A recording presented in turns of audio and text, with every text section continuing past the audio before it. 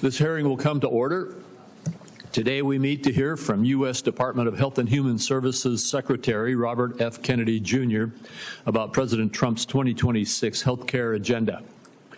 Mr. Secretary, thank you for being here. While I expect a spirited debate today, I would remind my colleagues that each senator is limited to 5 minutes, and we're going to try to keep that as tight as we can today. There's 27 of us, and we all probably are going to want to have our opportunity. At the end of the 5-minute time frame, I will gently tap the gavel if it appears that things are starting to lapse over, and encourage my colleagues and our witness to conclude their remarks at the conclusion of this time. President Trump and Secretary Kennedy have made a steadfast commitment to make America healthy again.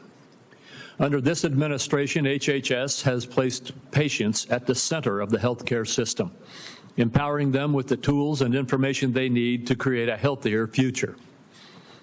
We know that chronic diseases such as heart disease and cancer and diabetes are some of the leading causes of death in America. Now the department has a renewed focus on tackling the root causes of chronic disease and promoting prevention first. I look forward to exploring ways that the federal government can further align payment incentives to support healthy living and fight chronic disease. The administration has also prioritized efforts to end waste, fraud, and abuse in our federal health care programs, including through eligibility and enrollment verification. This critical work is not just about saving taxpayer dollars. It's about restoring trust and ensuring vital programs like Medicare and Medicaid are sustainable for generations to come. In July, the Centers for Medicare and Medicaid Services, CMS, announced that the agency identified 2.8 million Americans who were simultaneously enrolled in multiple Medicaid or Affordable Care Act exchange plans. Stopping this duplicate enrollment while working with states to ensure that individuals do not inappropriately lose coverage has the potential to save taxpayers $14 billion annually. CMS has also taken steps to provide states with additional immigration information to verify eligibility for federal health care programs. Preserving lifelines like Medicaid for those who are legally entitled under the law will ensure long-term sustainability. Congress has bolstered these efforts by passing the One Big Beautiful Bill. This bill enacts common sense reforms to reduce improper payments and brings needed personal accountability to the Medicaid program. These reforms will protect Medicaid and refocus the program on the most vulnerable patients, those whom the program was intended to serve. The OBBA also created the Rural Health Transformation Program, the single largest investment in rural health care in decades, to help stabilize and modernize the rural health delivery system throughout our country. These accomplishments reflect a vision for a healthcare system that is proactive, efficient, and patient-centered. While many of the issues discussed today may be partisan in nature, this committee has a deep history of bipartisan healthcare accomplishments. I remain committed to partnering with this administration and Ranking Member Wyden to enact policies that realign incentives in the prescription drug supply chain, expand access to telehealth, and ensure long-term stability in our physician payment system. Mr. Secretary, I look forward to hearing from you today about the administration's efforts to make America healthy again and how we can continue to work together to achieve this shared goal. Thank you very much. Senator Wyden. Thank you, Mr. Chairman. As the committee gathers today, the United States is in the midst of a health care calamity, the largest cuts to American health care in the history of our nation, and they are approaching like an avalanche. Last week, most of the senior leadership at the Centers for Disease Control and Prevention were fired or they resigned after refusing to bow to Robert Kennedy's unceasing crusade against vaccines. I traveled across Oregon last month, and the message was the same from one end of the state to the other. Families are confused. They're scared about who to trust about their health care. Robert Kennedy and Donald Trump have done so much to feed that mistrust. This morning, my staff, in partnership with Senator Alsobrooks' team, is releasing a report that shows the disaster of Robert Kennedy's 203 days in office. Every single day, there's been an action that endangers the health and wellness of American families.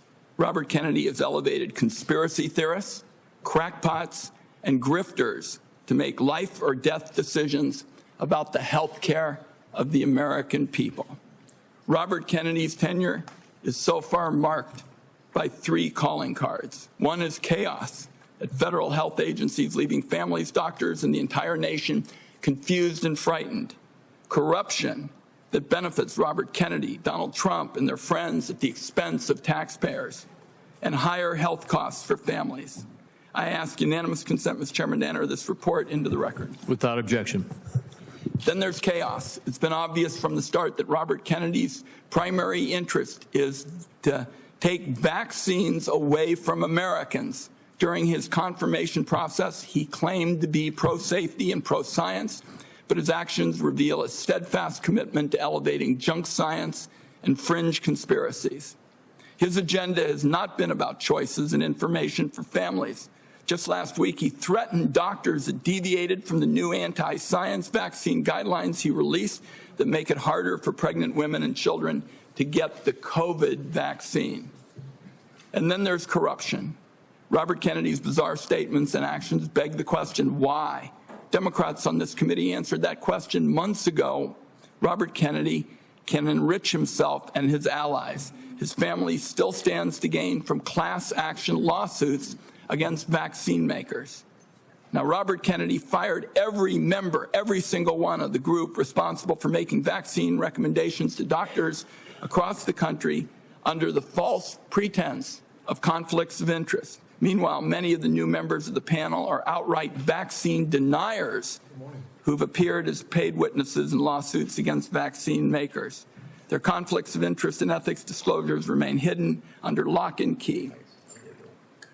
On top of all this bedlam in American health care, just 2 months ago, Donald Trump signed into law the largest health care cuts in American history to pay for tax breaks for the wealthiest people and massive corporations in our country. Republicans know these cuts are going to hit communities like a wrecking ball. That's why they pushed the most severe cuts until after the election. That's why their members already introduced bills to roll back some of the cuts. Make no mistake, though, those cuts are being felt right now. We're seeing hospitals in Idaho cutting payments, hospitals and nursing homes. Providence Seaside Hospital in Oregon announced they're shutting down their labor and delivery unit. Every family is going to feel the burden of Trump care in America. Premiums are going to spike next year, especially for those who buy health insurance on their own, but the effects will be felt by those who get insurance also through an employer. Congress has an opportunity to extend the Affordable Care Act tax credits that lower the cost of premiums. Democrats are ready to pass an extension that stops a dramatic premium spike that would force many families to pay double what they do today. Instead of finding ways to help American families pay less for health care, Robert Kennedy is focused on his anti-vaccine mission, fueled by some kind of complex that the consequences be damned. Amid this litany of corruption and chaos, the one point I have to underline is Robert Kennedy puts children in harm's way every single day in America. To my Republican colleagues, I must ask, what line must Robert Kennedy cross before some of you will also join this alarm? This weekend, under the cover of darkness, Robert Kennedy attempted to disappear hundreds of children under his care at Office of Refugee Resettlement facilities. These children here without parents or family were rounded up in the middle of the night and put on planes to Guatemala. Lawyers on the ground described unthinkable scenes.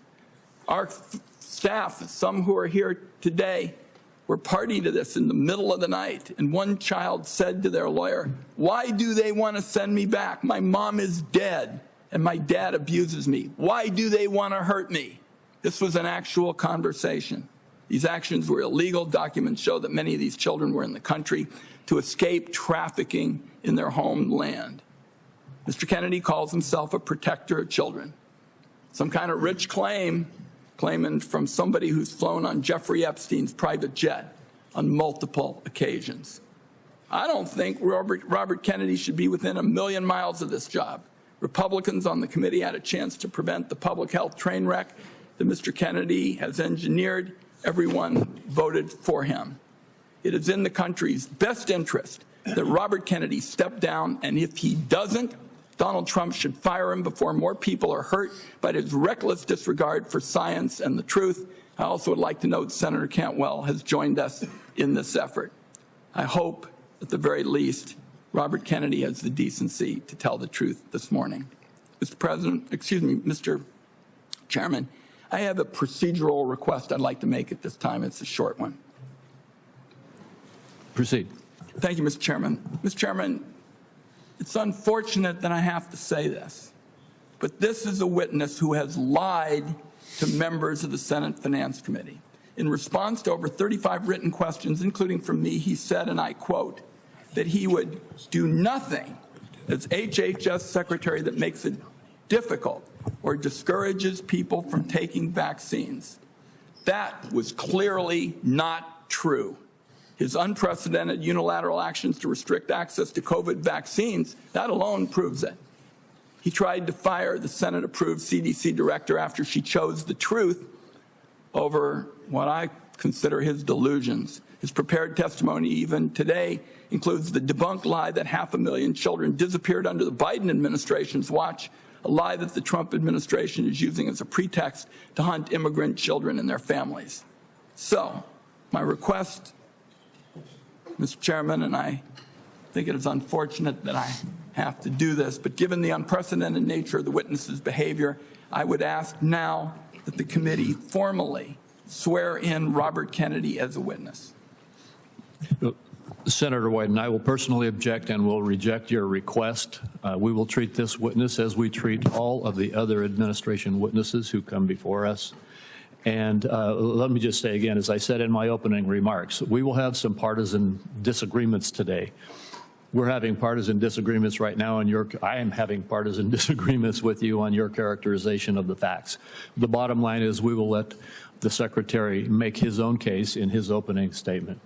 I'll only say, Mr. Chairman, that this committee's unwillingness to swear this witness is basically a message that it is acceptable to lie to the Senate Finance Committee about hugely important questions like vaccines. I think it's a great mistake, and that's why I've made the request. I understand that you're not going to grant it, and we can move on. We'll get to the bottom of your accusations, but at this point, I'm going to turn to our witness, the Secretary of Health and Human Services, Robert F. Kennedy, Jr.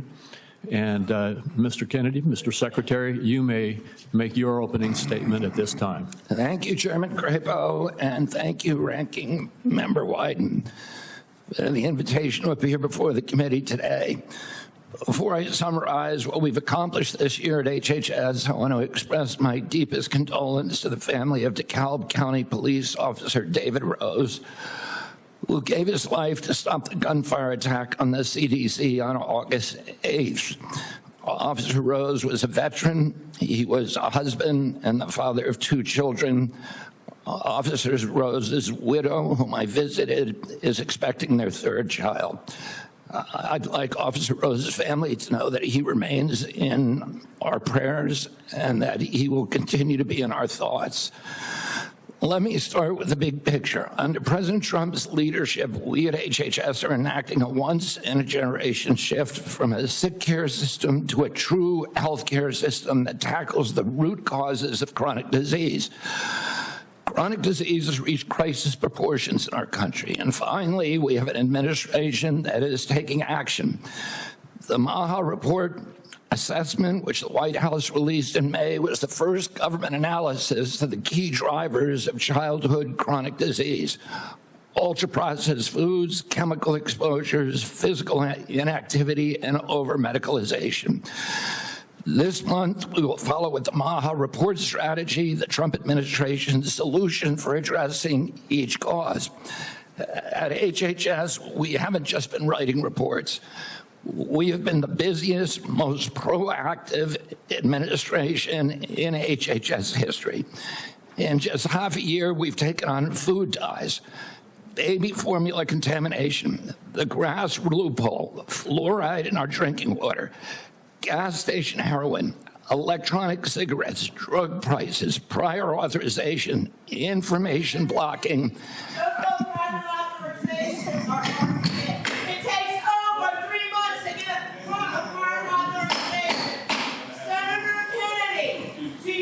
The committee will come to order.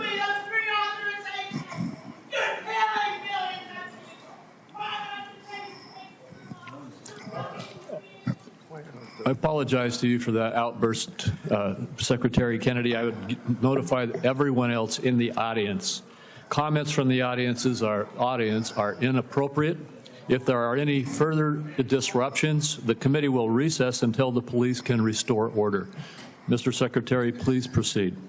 As I was saying, prior authorization, information blocking, and healthcare interoperability. We're ending gain-of-function research, child mutilation, and reducing animal testing. We are addressing cell phone use in schools, excessive screen time for youth, the lack of nutrition education in our medical schools, sickle cell anemia, hepatitis C, the East Palestine chemical spill, and many, many others. At FDA, we are now on track to approve more drugs this year than at any time in history. I'm also proud to say that HHS under President Trump is doing more with less. We have taken measures to fight waste, fraud, and abuse. Just by eliminating duplicative enrollments in CMS, we are saving taxpayers $14 billion a year. Meanwhile, we are expanding access for people who need it. We are ending racist diversity, equity, and inclusion practices and instead focusing on aiding low-income and vulnerable families, regardless of their race, which was the original intent of Title X. We're also pouring $1 billion into Head Start and the Administration for Children and Families. Compassion need not be the casualty of efficiency. I'd like to highlight some issues that have not gotten media attention. First, we are doing our part to fulfill the President's commitment to stop human trafficking, especially of children. We inherited a terrible humanitarian crisis from the previous administration with its open border policies, which allowed the appalling loss of 476,000 unaccompanied children. We have implemented policies now to ensure that that appalling tragedy can never happen again. We have knocked on 82,000 doors and located 22,000 of those children. I promise you that we will do more in the next 3 years. We are also addressing the disastrous health conditions in tribal communities on Native American reservations. I've met face-to-face with tribal leaders in dozens of communities and tribes in Alaska, Arizona, Idaho, New Mexico, and elsewhere. And I look forward to making HHS resources more available to those communities. One of the most significant initiatives under President Trump is the Rural Health Transformation Fund, part of the President's Big Beautiful Bill, which will provide the greatest investment of federal money into rural health care in history. Finally, I would like to address the recent shakeups at CDC. These changes were absolutely necessary adjustments to restore the agency to its role as the world's gold standard public health agency with the central mission of protecting Americans from infectious disease. CDC failed that responsibility miserably during COVID, when its disastrous and nonsensical policies destroyed small businesses, violated civil liberties, closed our schools, caused generational damage in doing so, massed infants with no science, and heightened economic inequality. And yet all those oppressive and unscientific interventions failed to do anything about the disease itself. America is home to 4.2% of the world's population, yet we had nearly 20% of the COVID deaths. We literally did worse than any country in the world. And the people at CDC who oversaw that process, who put masks on our children, who closed our schools, are the people who will be leaving. And that's why we need bold, competent, and creative new leadership at CDC. People able and willing to chart a new course. As my father once said, progress is a nice word, but change is its motivator, and change has its enemies. That's why we need new blood at CDC. That's also why it's imperative that we remove officials with conflicts of interest and catastrophically bad judgment and political agendas. We need unbiased, politics-free, transparent, evidence-based science in the public interest. Those are the guiding principles behind the changes at the CDC, and that is what you can expect all across our agency for the next 3 years.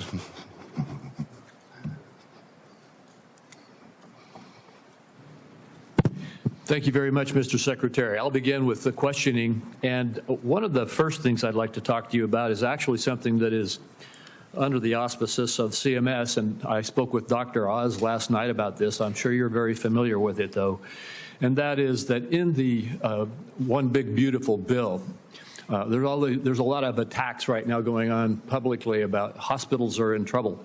And the blame for that is placed on the bill, even though the bill hasn't even been implemented yet.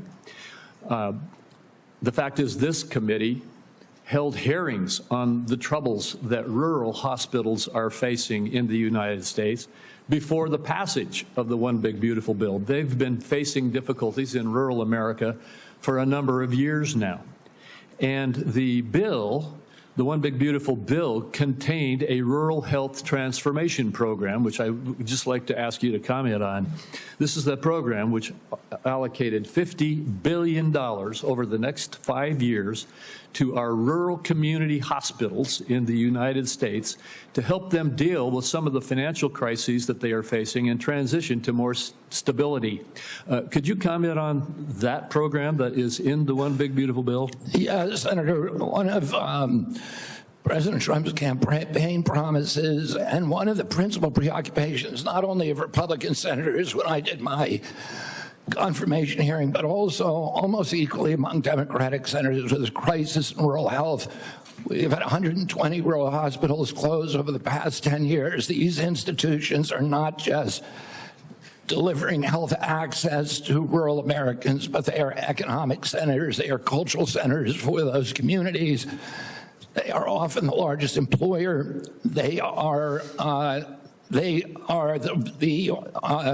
the highest paying jobs, and they are the centerpiece for those communities. So when they die, the communities collapse. And President Trump promised to do something about that, and he has delivered on that promise.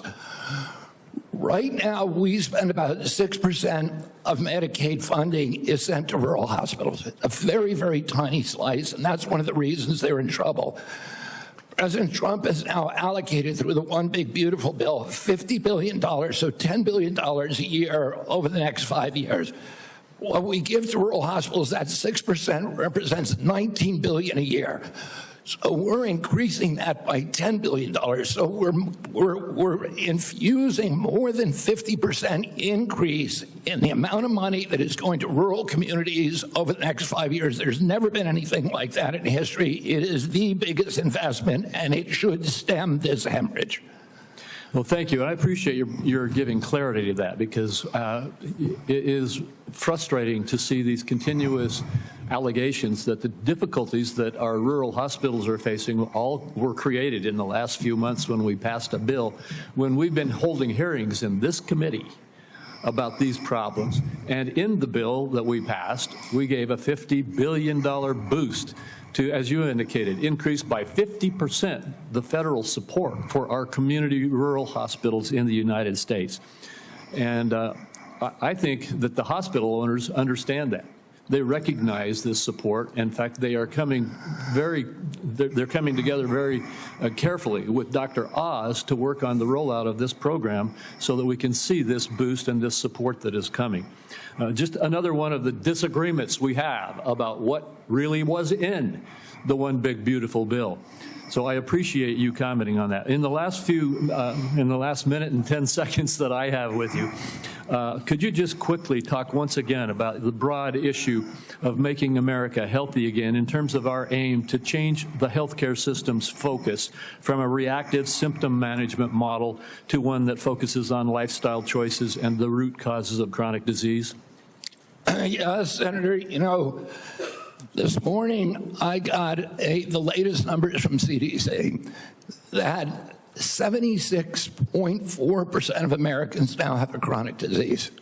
This is stunning.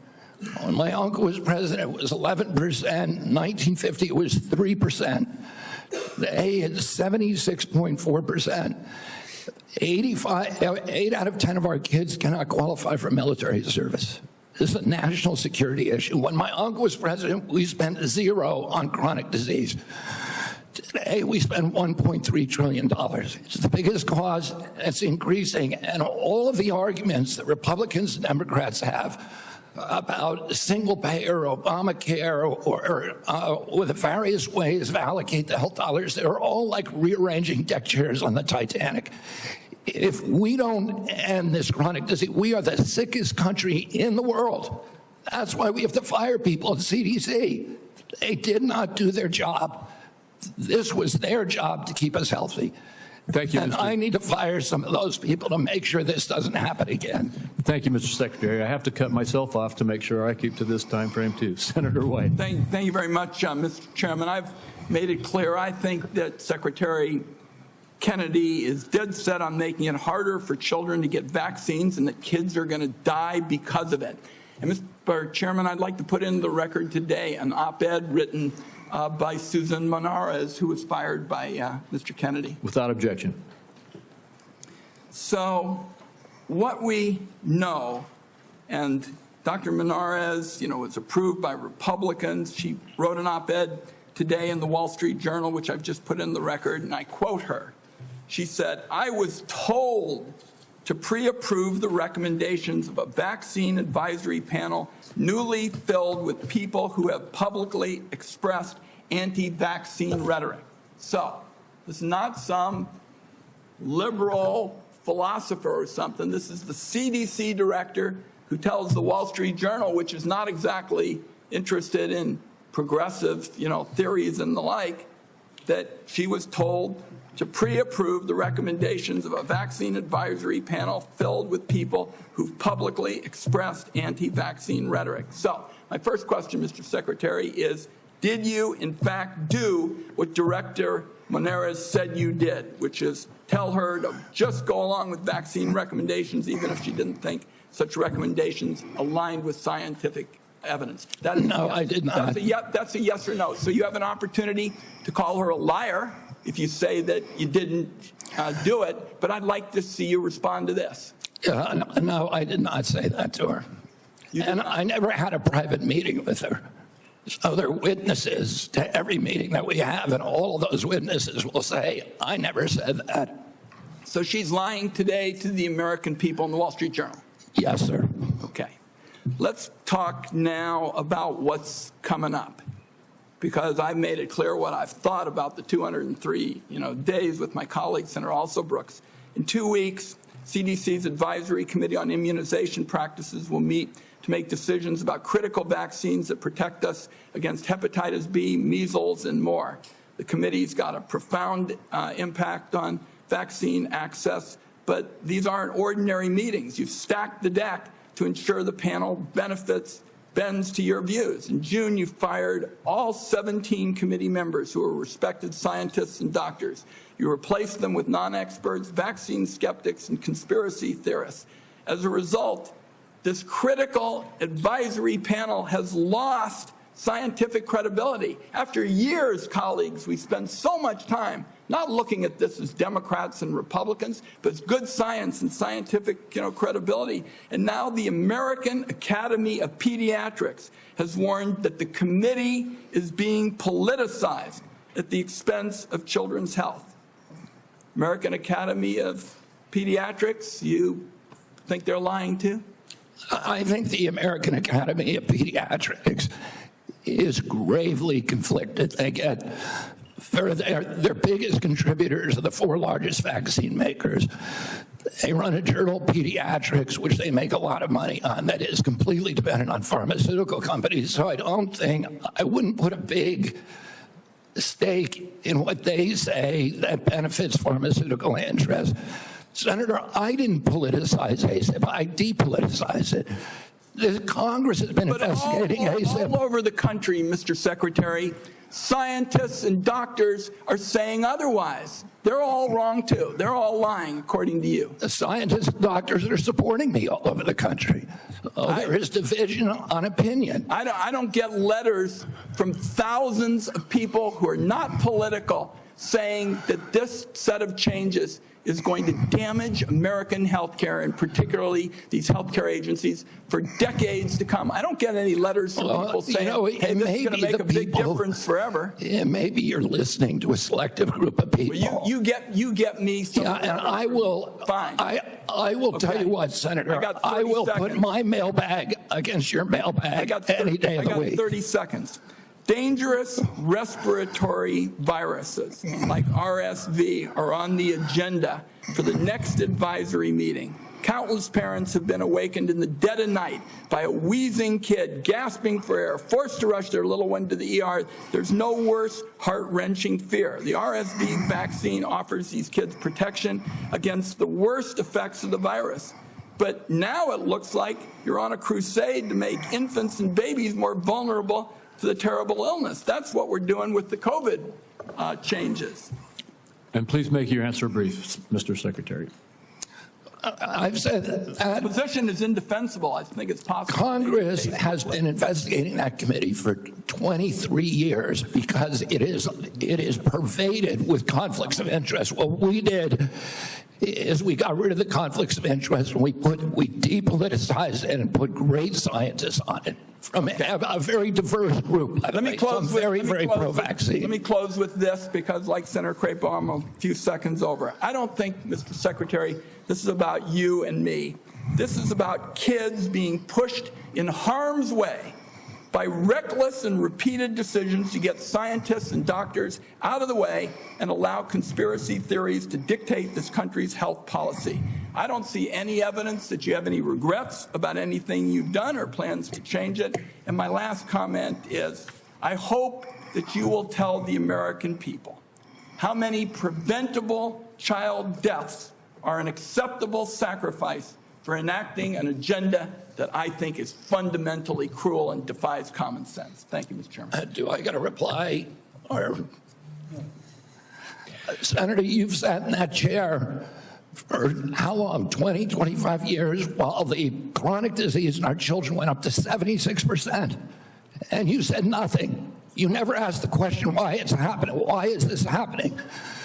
Today, for the first time in 20 years, we learned that infant mortality has increased in our country. It's not because I came in here. It's because of what happened during the Biden administration that we're going to end. I'm going to let Senator Wyden respond briefly to that, and then we're not going to go over like we just did. Defend this committee on a bipartisan basis. Colleagues, my cabinet secretary says that we have no interest in chronic care. Mr. Secretary, Mr. Chairman, could we have regular order, please? We are in the process of turning around the Medicare program with the chronic care bill that Chairman Hatch, when he was chairman, and this committee put together on a bipartisan basis. All right, we're going to proceed. And I just want the rest of the members to know, I gave Senator Wyden as ranking member some leeway there, but we're going to stick to the 5 minutes.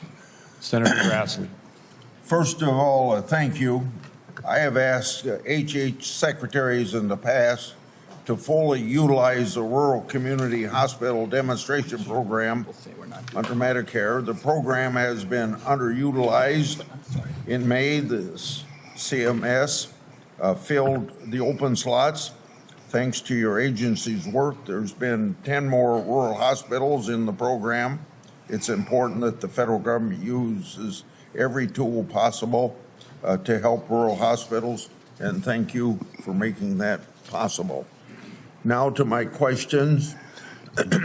Back in January, during your confirmation hearing, you told me that you agreed to leave farming regulations to the Department of Agriculture and EPA. Do you think that any comments you have made since your confirmation on topics dealing with agriculture are consistent with what you said in January, that USDA and EPA ought to be regulating farming, and that the Department of Health and Human Services should not seek to regulate farms, the tools they use, or the markets that they sell into? Yes, Senator, we are working very, very closely with Brooke Rollins and with the agricultural community. We've met with over 140 farm interests over the past 3 months to incorporate them to make sure that the MAHA agenda is consistent with their agenda. We are producing the best food in America, that we're protecting our soils and our soil microbiome, and that we're protecting all kinds of farmers, including those who want to transition to regenerative agriculture. We're consulting every stakeholder in the farm community in everything that we do. I just raised the question because farmers in my state have been concerned about some of the things you're saying. Senator, I can't hear you. I'm sorry. Some of the farmers in my state have been raising questions about some of the things that they think you said, whether it was out of context or not. I just thought I'd raise this question so that you would keep by what you told us back in January at your confirmation hearing. Now, Senator Durbin and I have a bipartisan bill that requires price disclosures on TV ads. Price transparency is important in drug advertisement. I know that President Trump, Vice President Vance, and you are all supportive of this effort. When can I expect action from this administration on requiring drug companies to publish the price of drugs in their TV ads? And just in case you would tell me that you don't think you have that authority, can you help Senator Durbin and I on our bill so that we can ensure that you have legal authority to require price disclosure? Senator, I think it would be good for us to talk about this offline. We are working on this in our agency, and I'm happy to give you the details of what we're doing. Okay. I've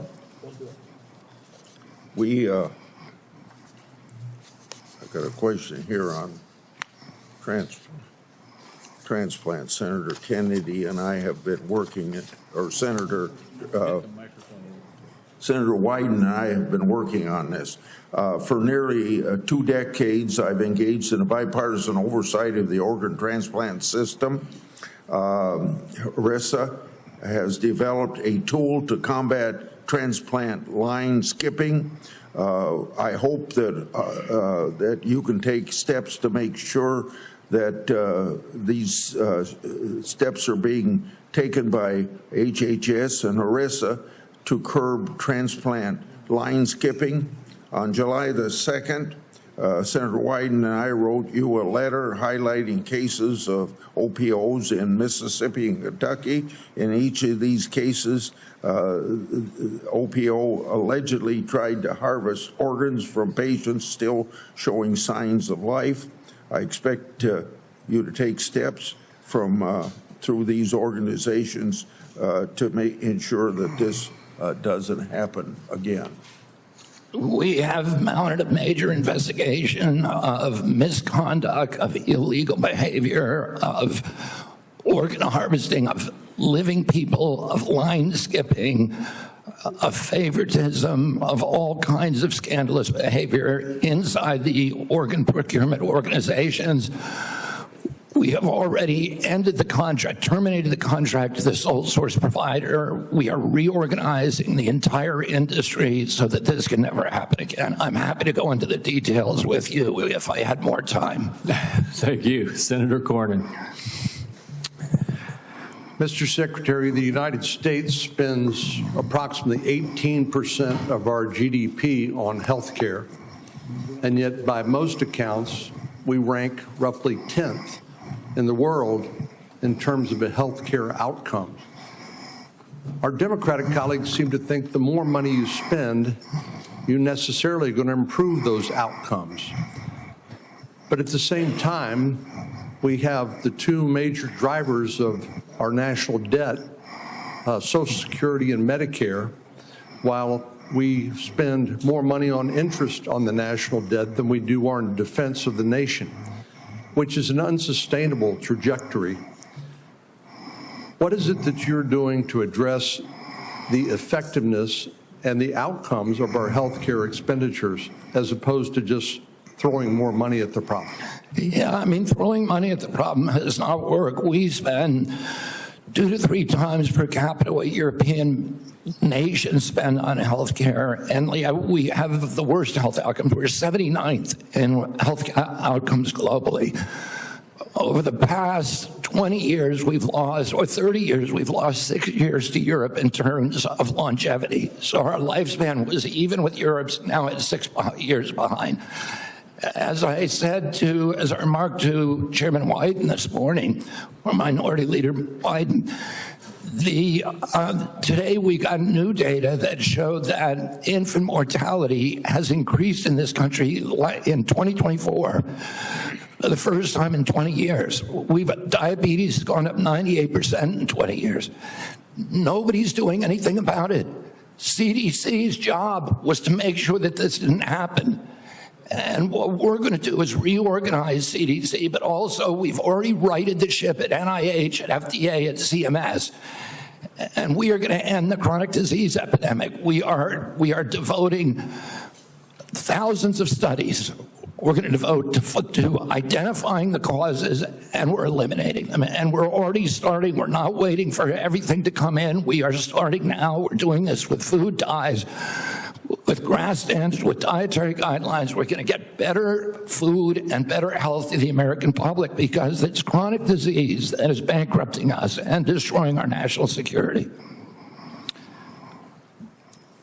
It seems to me one of the biggest problems that we have in America today is the trustworthiness of the information that we actually receive from the news media and from any other source. And obviously, the easiest thing for our Democratic colleagues to do is to scare people because that is a powerful emotion, no matter what the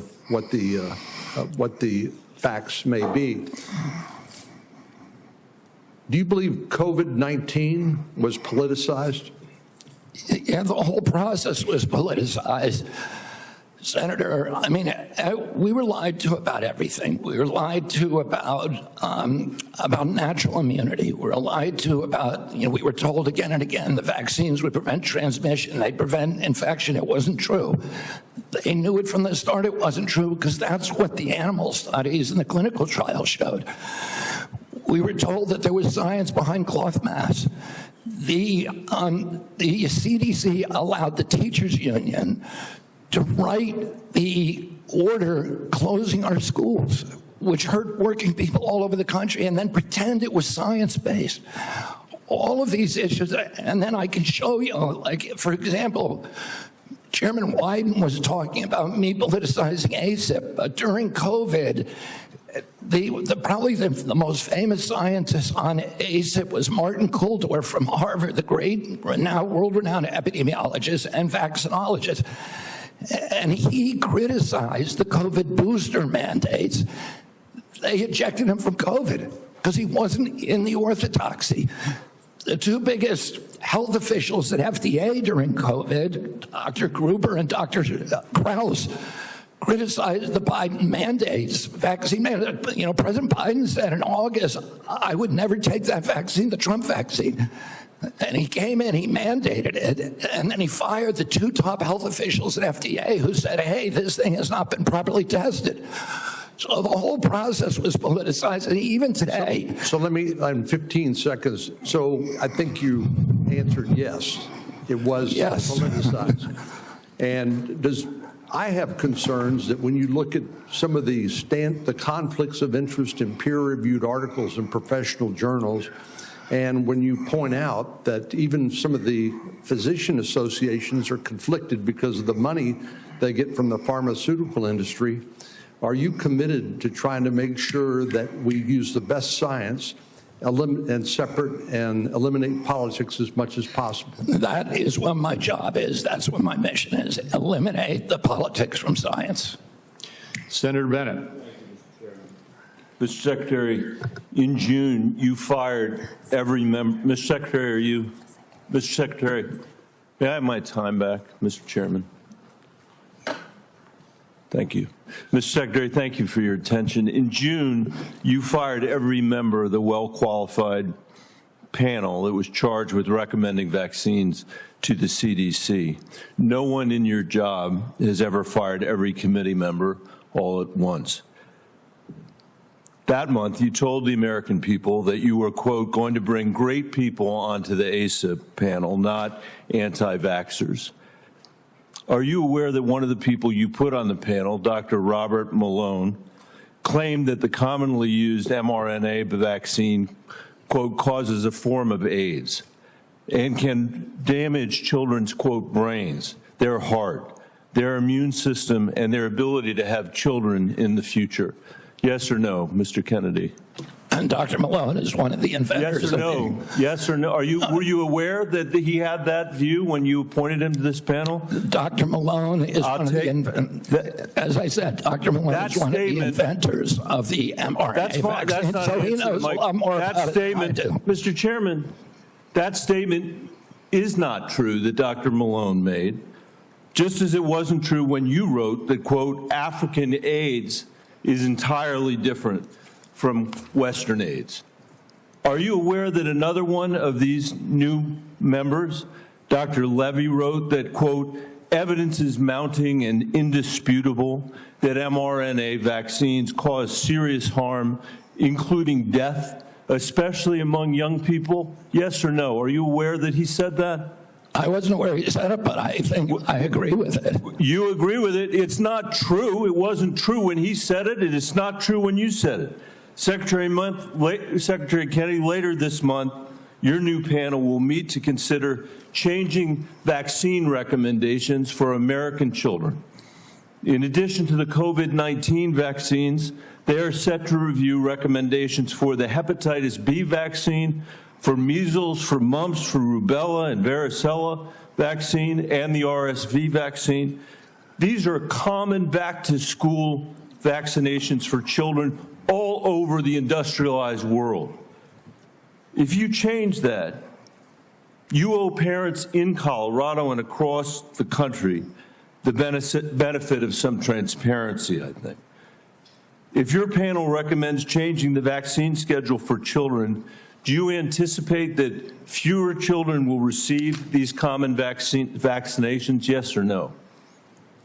What I would say, Senator, the obvious answer is yes. Should parents and schools of Colorado be prepared for more measles outbreaks as a result of that, Mr. Secretary? Senator, how about more mumps outbreaks? I do not anticipate a change in the MMR vaccine. ACIP is an independent panel. So well, it's a panel. You just put those folks on. Far from what you said, they're people with ideas that are completely outside the mainstream. You mean out of the pharmaceutical paradigm? Let me just say, Mr. Secretary, all these vaccines that we're talking about today are free and accessible to parents today in America who have the freedom to be able to make that choice for their children. Will that be true after your handpicked panel makes their judgments about these vaccines? I think that parents should be free to... I know you said that before. I do too. To make their own choices. So will they be just as free after these? I assume they will be.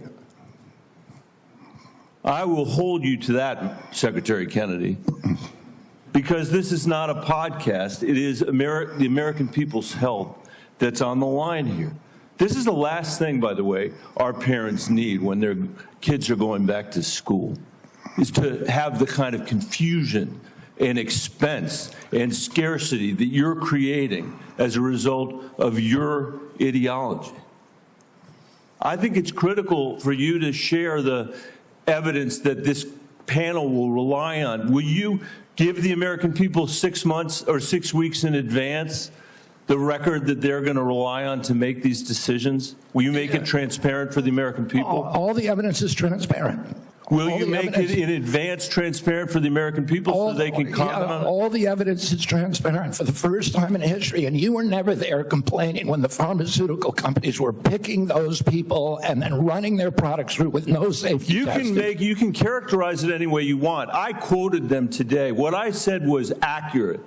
What you said were lies. You described people moving the Titanic. Senator, are you saying that the mRNA vaccine has never been associated with myocarditis or pericarditis in teenagers? I am simply. Is that what you're trying to tell us? I am simply trying to say that the people that you have put on that panel, after firing the entire. You're evading the question. No, I'm asking the questions here, You're Mr. Kennedy. evading that question. I'm asking the questions, I Mr. asked Kennedy. You a question. I'm asking the questions for Mr. Kennedy on behalf of parents and schools and teachers all over the United States of America who deserve so much better than your leadership. That's what this conversation is about, Mr. Chairman. Senator, they deserve the truth, and that's what we're going to give them for the first time in the history of that agency. Senator Cassidy. Thank you. I'll try and restore a little calm here. And I'm approaching this as a doctor, not as a senator. I am concerned about children's health, seniors' health, all of our health. And I applaud you for joining the President in a call for radical transparency. Thank you for that. I said yesterday, I believe it, that President Trump deserves a Nobel Prize for Operation Warp Speed. If he had been President Obama, he would have gotten it. But because of Operation Warp Speed, forcing the federal government to come to a vaccine development within 10 months when others said it couldn't be done, we saved millions of lives globally, trillions of dollars. We reopened economies, an incredible accomplishment. Mr. Secretary, do you agree with me that the President deserves a Nobel Prize for Operation Warp Speed? Yeah, absolutely, Senator. That was phenomenal. Let me ask you, but you just told Senator Bennett that the COVID vaccine killed more people than COVID. Wait, that was a statement. I did not say that. Okay, then let me ask, because you also were Senator, I just want to make clear, I did not say that. We'll check the record. That's a question of fact. You also said that you were also, as lead attorney for the Children's Health Defense, you engaged in multiple lawsuits attempting to restrict access to the COVID vaccine. Again, it surprises me that you think so highly of Operation Warp Speed when, as an attorney, you attempted to restrict access. Now, let me ask. I'm happy to explain why. I had 3 minutes and 30 seconds left. Right. It also surprises me because you've canceled, or HHS did, but apparently under your direction, $500 million in contracts using the mRNA vaccine platform that was critical to Operation Warp Speed. Again, an accomplishment that I think President Trump should get a Nobel Prize for. You canceled $500 million in contracts. Now, I grew up in a middle-class family, so $500 million seems, just to cancel, it seems like an incredible waste of money. But it also seems like a commentary upon what the President was attempting, what the President did in Operation Warp Speed, which is to create a platform by which to create vaccines. So this just seems inconsistent that you would agree with me the President deserves a tremendous amount of credit for this. Is this a question, Senator Cassidy, or is this a speech that you don't want me to answer? Because I want to answer that question. Please, please. If it's a question. But be tight, please. First of all, the reason that Operation Warp Speed was genius is it did something nobody had ever been done. I don't think any president but President Trump could do it. It got the vaccine to market that was perfectly matched to the virus at that time when it was badly needed, because there was low natural immunity and there were people getting very badly injured by COVID. But it was also brought in therapeutics like hydroxychloroquine and ivermectin and protocols for treatments. And there were no mandates. And then Okay, I have another question, so please, about 15 that's when I seconds. began litigating against President Biden's mandates. Now, I'm sorry, let me go on because in you've terms of covered me the mandates canceling those before. contracts, I have limited time, Mr. Secretary, I'm sorry.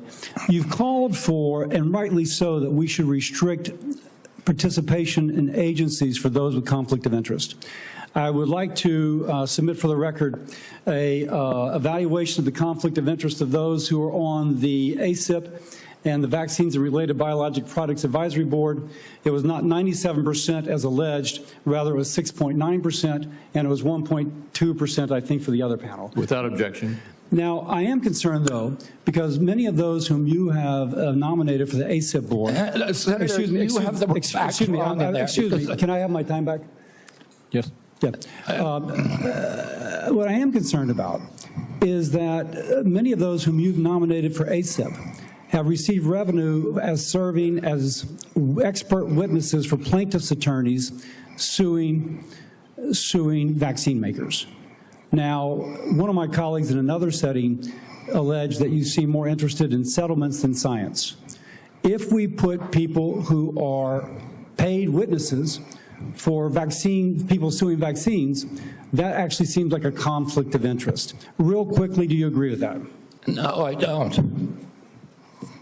It may be a bias, and that bias, if disclosed, is okay. But it's not So a if the financial. bias is It's not a disclosed, that they are financial expert conflict. witnesses. It's not a Okay. financial Let me conflict finish of up. interest. Let me finish up. You also told Senator Wyden at the outset that you didn't want to take vaccines away from people. And as I conclude, I would like to say this. Because of the conflicting recommendations made about COVID. This is from Eric Erickson, good conservative out of Atlanta, Georgia, occasionally gives me hell. My wife has stage 4 lung cancer. She is one of the people the COVID vaccine actually helps. Thanks to the current mess at HHS, CVS is unable to get her vaccine. Secondly, an email from a physician friend of mine. Hey, Bill, I'm not even sure what I'm asking you, but we're all confused and concerned about who can get the COVID vaccine. We are having our attorney try and render an opinion, but there's no firm guidance and concern about liability if vaccines are given to a patient who requests it but not on the current CDC list. Pharmacists are requiring a prescription now even for patients over 65, creating a huge headache. I submit these for the record. Without objection. I would say effectively we're denying people vaccine. Senator Cantwell. You're wrong. Thank you, Mr. Chairman. Following up on that same line as Senator Cassidy, because that's exactly, I represent one of the most science-based states in the country. That is percentage of scientists per capita. And at your confirmation hearing, we asked about this, whether you would follow science. You've made a statement here today in your testimony that you would follow science, and yet you're not following science, and that's what Senator Cassidy's question was. It's a simple yes or no answer. Do you think the president deserves to get a prize for warp speed in the mRNA technology that saved so many lives? And you won't answer that question. I answered it. No, you're saying that there are problems with what was interpreted. You could say yes. You should say yes. I said the right now. president also deserves a Nobel Prize, but our mRNA vaccines that we're working on, the ones that we canceled, which are for upper respiratory infections alone, You are those. canceled $500 million of research because the mRNA technology is about continuing the research to be ready for the next flu, influenza, the next pandemic, and you have to do the research. I'm happy to have a detailed discussion with you about it. You're so wrong on your facts. You're interrupting me, and sir, you're a charlatan. That's what you are. You're the ones who conflate chronic disease with the need for vaccines. The history on vaccines is very clear. This is the 20th century. That's how many people had vaccines and had illnesses. This is the 21st century. This is the decrease, 99% down to 100%. This is what was delivered with vaccines, and you don't want to support that. You don't want to support that evidence. So yes, the governors of the West, Washington, Oregon, and California, will take up the efficacy of science. Yes, the University of Washington will deliver the science that America will depend on, because you don't want to depend on it. And his own Surgeon General of the Trump administration said over 2 million lives were saved because of the mRNA technology, and you don't want to continue that.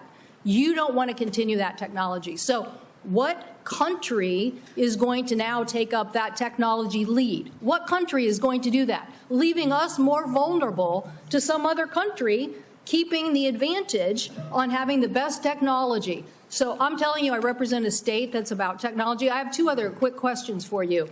These questions or statements? Because I can answer that question if it's actually a question. Do you believe in having the ACA and the support for the ACA that is about to expire? Do you believe in doing something about that? In terms of the enhanced premium tax credits? Yes. Well, the Democrats had two chances to make them permanent, and they didn't. And they didn't for a reason. We're the ones who delivered it. So I'm just asking, yes or no, do you want to do something about this? Yes or no? I want to fix the system, and that's what we're doing, fixing systematically to make premiums lower. That's what President Trump wants to do. Do you think the women on the steps of the Capitol were a hoax yesterday? I don't know about any women on the steps of the Capitol. The women who were talking about Epstein, do you think they were a hoax yesterday? Do I think they were? Do you think they were perpetrating a hoax yesterday? Perpetuating a hoax? Yeah. I have no idea what they were saying. This is the first I'm hearing about it. You're hearing about the women on the Capitol steps saying that they believe that the Epstein information should be made public? That's the first you're hearing about it?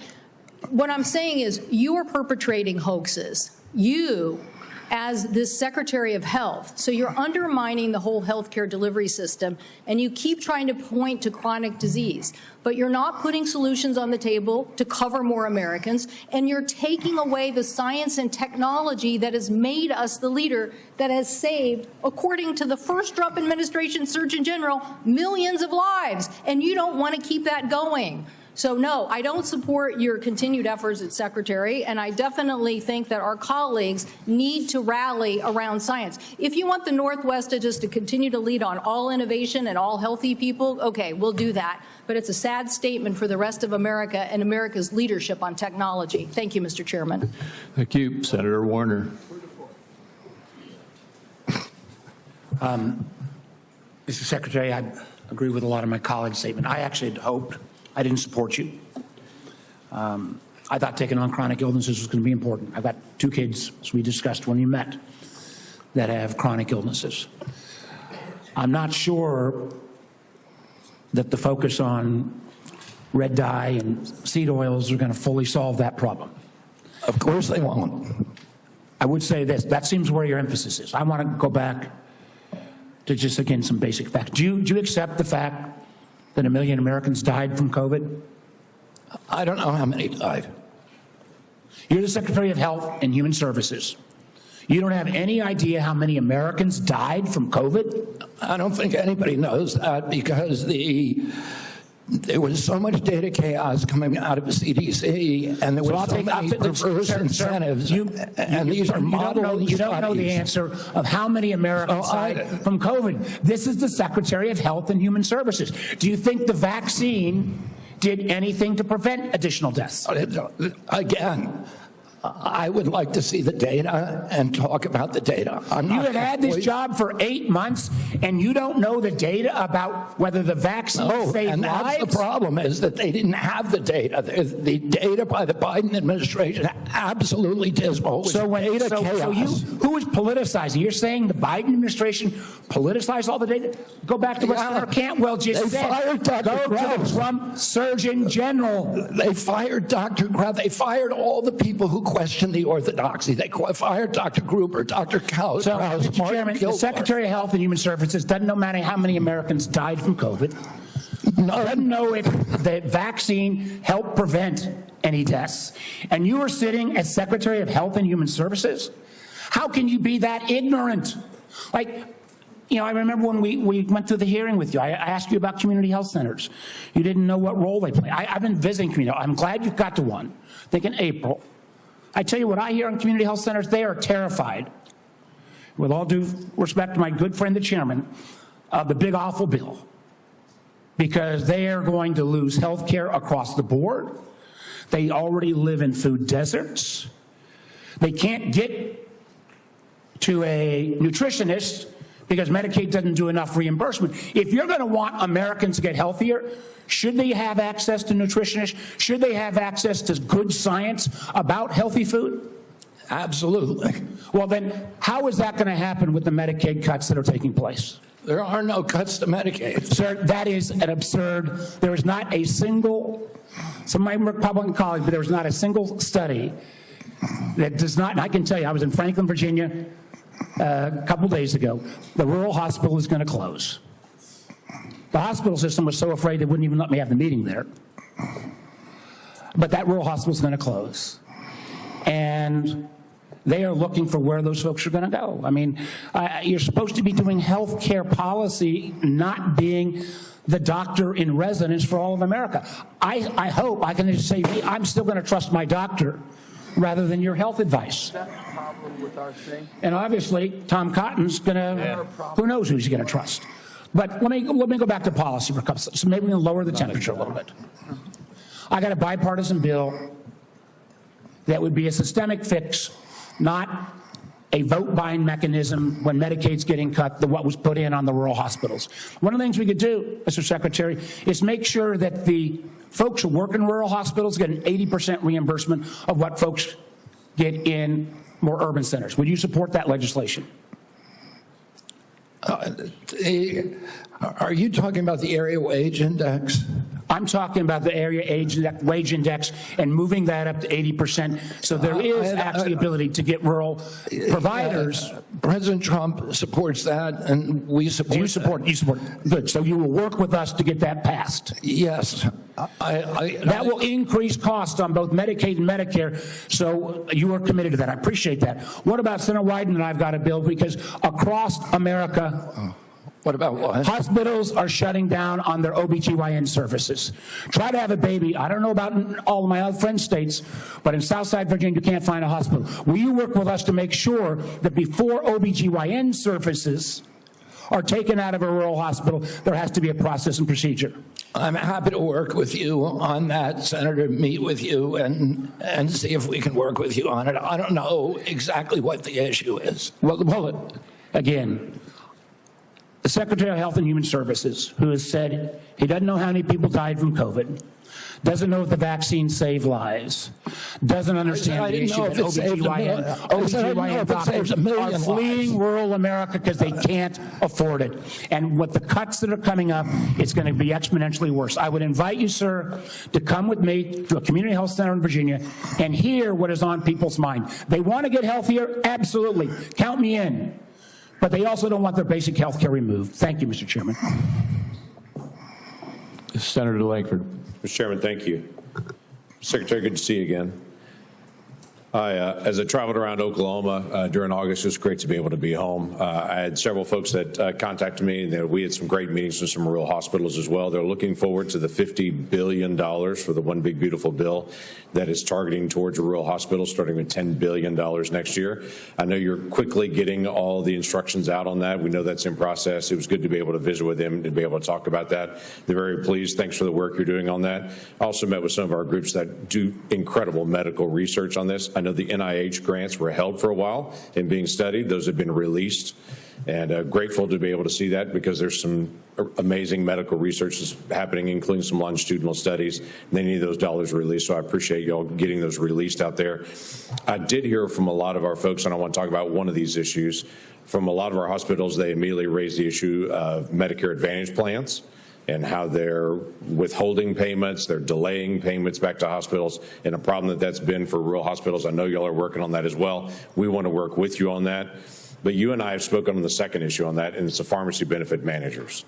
During the confirmation process, it was interesting when you and I met in my office, you said every single senator brought up PBMs to you, and you made the statement during the confirmation process, this is an area that President Trump wants to take on, is the pharmacy benefit managers. This is unfinished business in this committee, but I wanted to just know, what is HHS doing at this point on the PBM issue in particular to make sure we're not driving out rural pharmacies, and what we can do to be able to make sure that's fair? I mean, it's a priority for the president. He talks to me about it, I would say, at least once a week, sometimes at 11 o'clock at night. And we've met with the PBMs, and we are in talks with them. We're also in MFN talks with the pharmaceutical companies, who are also very interested in reducing the cut and getting transparency among the PBMs. And the PBMs have committed to us to transparency, to some protocol that will guarantee transparency. And then the part of the MFN negotiations would include direct-to-consumer marketing, which would eliminate the middleman. So I think we're doing a lot on PBMs. Okay, that'd be very helpful to be able to see. It'd be very helpful for consumers across the country on this. You and I spoke as well, and you've made public statements on this, and the FDA commissioners made public statements on the issue of reviewing the safety issues of mifepristone. Your comments early on were every drug needs to be treated the same, needs to look at the same, and not have political biases, and how things are actually examined. There were a lot of changes on the allocation of mifepristone for elective abortions under the Biden administration. It's now open to anyone without a prescription on it. You don't have to go through a doctor on it. There's all kinds of issues that are happening now on it. So the question was, you said that there would be a review on that just to be able to look at it, make sure we're following all safety protocols. Do you know a timing on that review? I can't give you the exact timing. I talked to Marty McCary about it yesterday, and he said it is progressing apace. We're getting data in all the time, new data that we're reviewing. And we know that during the Biden administration, they actually twisted the data to bury one of the safety signals, with a very high safety signal, around 11%. So we're going to make sure that that doesn't happen anymore. We're producing honest science and gold standard science on that. I'll keep you abreast of where we are. Thank you. Just go where the science leads on that. During the Biden administration, the Title X regulation that requires Title X family planning programs recipients to physically and financially separate from abortion activities, their Title X activities, and eliminate them promoting or providing abortion with those funds. That was flipped from the original Trump rule that was done under the first presidency. During a confirmation, you had committed to go back and look at that again and to be able to see. My question is, do you know the timeline for agency action for when that rule on Title X and the separation payments rule will be either reviewed or will actually be reinstated to the original Trump rule under his first presidency? I don't know if they're I just don't know the answer to your question, whether they're actually reviewing the rule right now. I can tell you that the NGOs that have that issue, that refuse to separate their payments streams and separate their operations, are not getting funded. Okay, well, that was an issue under the law when it first came out, to be able to keep those things separate on it. So look forward to that. Thank you, Mr. Chairman. Thank you. Senator Hassan. Oh, thank you, Mr. Chairman, and good morning, Secretary Kennedy. Just before I ask a question, I did want to note, in response to the Secretary's statement that the Trump administration wants to lower the cost of health insurance, that across the country right now, the median increase from commercial insurers that we're seeing this fall is 18%, just as families are struggling to make ends meet. Now, I want to follow up on a line of questioning that Senator Cassidy began. Mr. Secretary, President Trump said that the COVID-19 vaccine produced by Operation Warp Speed was, and these are the President's words, a monumental national achievement. Although I have strongly opposed many of President Trump's actions, I agree with him that Operation Warp Speed in 2020 was a monumental achievement. Unfortunately, you are undermining one of the president's biggest achievements, which, as the president said, saved millions of American lives. You even went as far as to call President Trump weak for this life-saving accomplishment. Last year, you tweeted that President Trump has a weakness for swamp creatures and that Operation Warp Speed was among, here's your quote again, the most devastating impact of President Trump's weakness. So, Mr. Secretary, was Operation Warp Speed a monumental national achievement, as President Trump said? For the reason that I already said, and I assume you won't let me repeat, but I'm happy to if you want, yes, it was. Good. Assuming it is a monumental achievement, you've said it was, is it true that, as President Trump has said, he saved millions of American lives with the COVID-19 vaccine? Because you've just expressed great confusion about that to Senator Warner.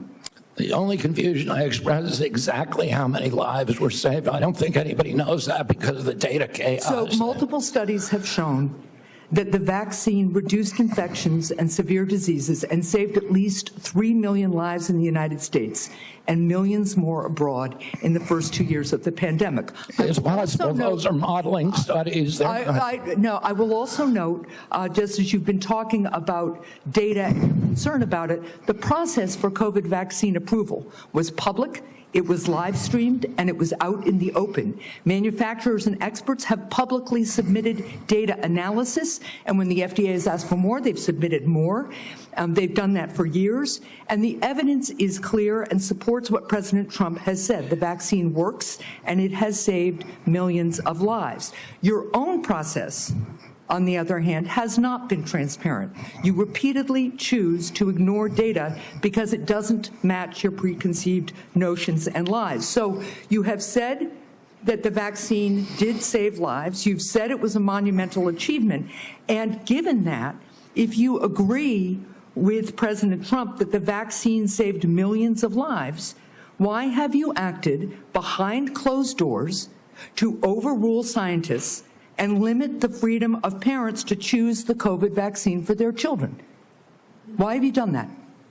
For the COVID vaccine, I was removed by FDA because there was the industry. No, it was behind closed doors. No, it's not and scientists who said they wanted to brief you on the science, scientists who wanted to understand why the FDA, why you unilaterally changed the parameters for giving vaccines, making it possible now, to Senator Cassidy's colleagues' points, that they're going to have to go off-label.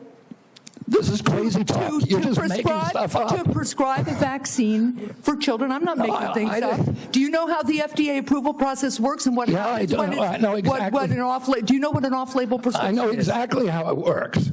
I know exactly how it works. So why behind closed doors? It's not behind closed doors. The industry makes the studies, and they could not provide a study that said that it is effective for healthy kids. So when have you produced the data that you relied on and that this FDA relied on to change those parameters? You did it behind closed doors. No, the data is all public. Now parents who decide that they do want their children to have You're just making stuff up, Senator. I'm not You're making just stuff making stuff up. You know, sometimes when you make an accusation, it's kind of a confession, Mr. Kennedy. So let's just settle with this. So here's what's going to happen. To Senator Warner's point, to the parents who are concerned all around the country, to people who want to get the COVID vaccine this fall, even if they're under 65, because the boosters have worked, there's been much less serious disease, people do not have the same level of threat and risk from COVID that they used to because of these vaccines. People who want to exercise their freedom of choice are being denied that. No, they aren't. Everybody can get the vaccine. Because you are citing data that you won't produce to the public. You're just and you are rejecting You're science. making things up to scare people, and it's a lie. With respect, I do not think I'm the one making things You up. are Thank you, lying Mr. Chair. right now, Senator. Senator Barrasso. Thanks, Mr. Chairman. Mr. Secretary, thanks for being with us today. I believe one of President Trump's greatest achievements was his bold and successful actions on COVID. When faced with a global pandemic, he didn't back down. He was determined to find a cure, and through Operation Warp Speed, a vaccine was developed that distributed quickly, safely, effectively, and I believe it saved many, many lives. I think it's a model of American ingenuity and public-private partnership. But this wasn't the first time an American president acted boldly to address disease and vaccines. There's a great book that's out. It's a prize-winning book called The Fate of the Day by Rick Atkinson, and he talks about the courageous efforts by George Washington. During the Revolutionary War, George Washington reversed his opposition to the smallpox vaccine, and he ordered that all the soldiers be vaccinated. It was among the most consequential decisions Washington would ever make. By protecting his troops from smallpox, Washington preserved the Continental Army, which allowed our nation to continue to fight for our independence. And like President Trump, I believe President Washington acted decisively to protect Americans' lives at a time of great national peril. So over the last 50 years, vaccines are estimated to have saved 154 million lives worldwide. I support vaccines. I'm a doctor. Vaccines work. Secretary Kennedy, in your confirmation hearings, you promised to uphold the highest standards for vaccines. Since then, I've grown deeply concerned. The public has seen measles outbreaks, leadership in the National Institute of Health questioning the use of mRNA vaccines, the recently confirmed director of Centers for Disease Control and Prevention fired. Americans don't know who to rely on. You know, recent polls said 89% of voters, 81% of Trump voters agree vaccine recommendations should come from trained physicians, scientists, public health experts. So, you know, they believe, you know, Senator Marshall, Senator Cassidy, they believe me when it comes to vaccines.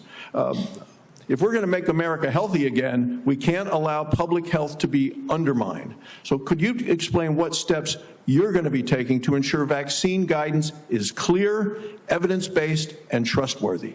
Yeah, we're going to make it clear, evidence-based, and trustworthy for the first time in history. For most, right now, you know, when I was a kid, I got 3 vaccines. I was fully compliant. Today's children have to get between 69 and 92 vaccines in order to be fully compliant, between maternity and 18 years. Only one of those 19 vaccines, 92 doses, only one of those vaccines has ever been tested against an inert placebo. And what we're doing now is any new vaccine that before it's approved and licensed will have to demonstrate safety against an inert placebo. And we're going to go back and do observational studies on the existing vaccines to see if they're linked to any of these chronic disease epidemics so that people can understand the risk profile of those products and make good assessments for their own health. So in 2 weeks, vaccine experts at the CDC are going to meet to discuss childhood vaccine recommendations. Parents and physicians depend upon this guidance to make decisions and to keep kids safe. And as I said, I support vaccines. I've been hearing from many of my medical colleagues, people I've known from medical school, residency, and when I practiced medicine in Wyoming, and there are real concerns that safe, proven vaccines like measles, like hepatitis B, and others could be in jeopardy. And that would put Americans at risk and reverse decades of progress. As we've seen over the last 4 years, the previous administration 4 years, when recommendations became politicized or were swayed by bias, that the public trust can be lost. So what safeguards are in place to ensure decisions are based solely on science and not politics? And how are you going to make sure doctors and parents can count on CDC guidance? I mean, Senator, I would point this out. Right now, there's only 10% of children are complying with the CDC's recommendation on COVID boosters. Only 15% of healthcare workers. So Americans have lost faith in CDC, and we need to restore that faith. And we're going to do that by telling the truth and not through propaganda, by making them understand that everything that we say is true, that we're going to tell them what we know, we're going to tell them what we don't know, and we're going to tell them what we're researching and how we're doing it, and we're going to be transparent. It's the only way to restore trust in the agency, by making it trustworthy. Thank you. Finally, with chronic diseases like you, I'm committed to addressing our nation's growing rate of chronic diseases. I think if we're going to make America healthy again, we need to support rural primary care providers that play a role. As a rural physician, I want to make sure we can prevent and manage chronic diseases in their communities, and I ask for you to continue to work with us specifically with regard to rural health. Thank you, Congressman. Senator Daines. Chairman Crapo, thank you. Secretary Kennedy, welcome. It's good to see you here again.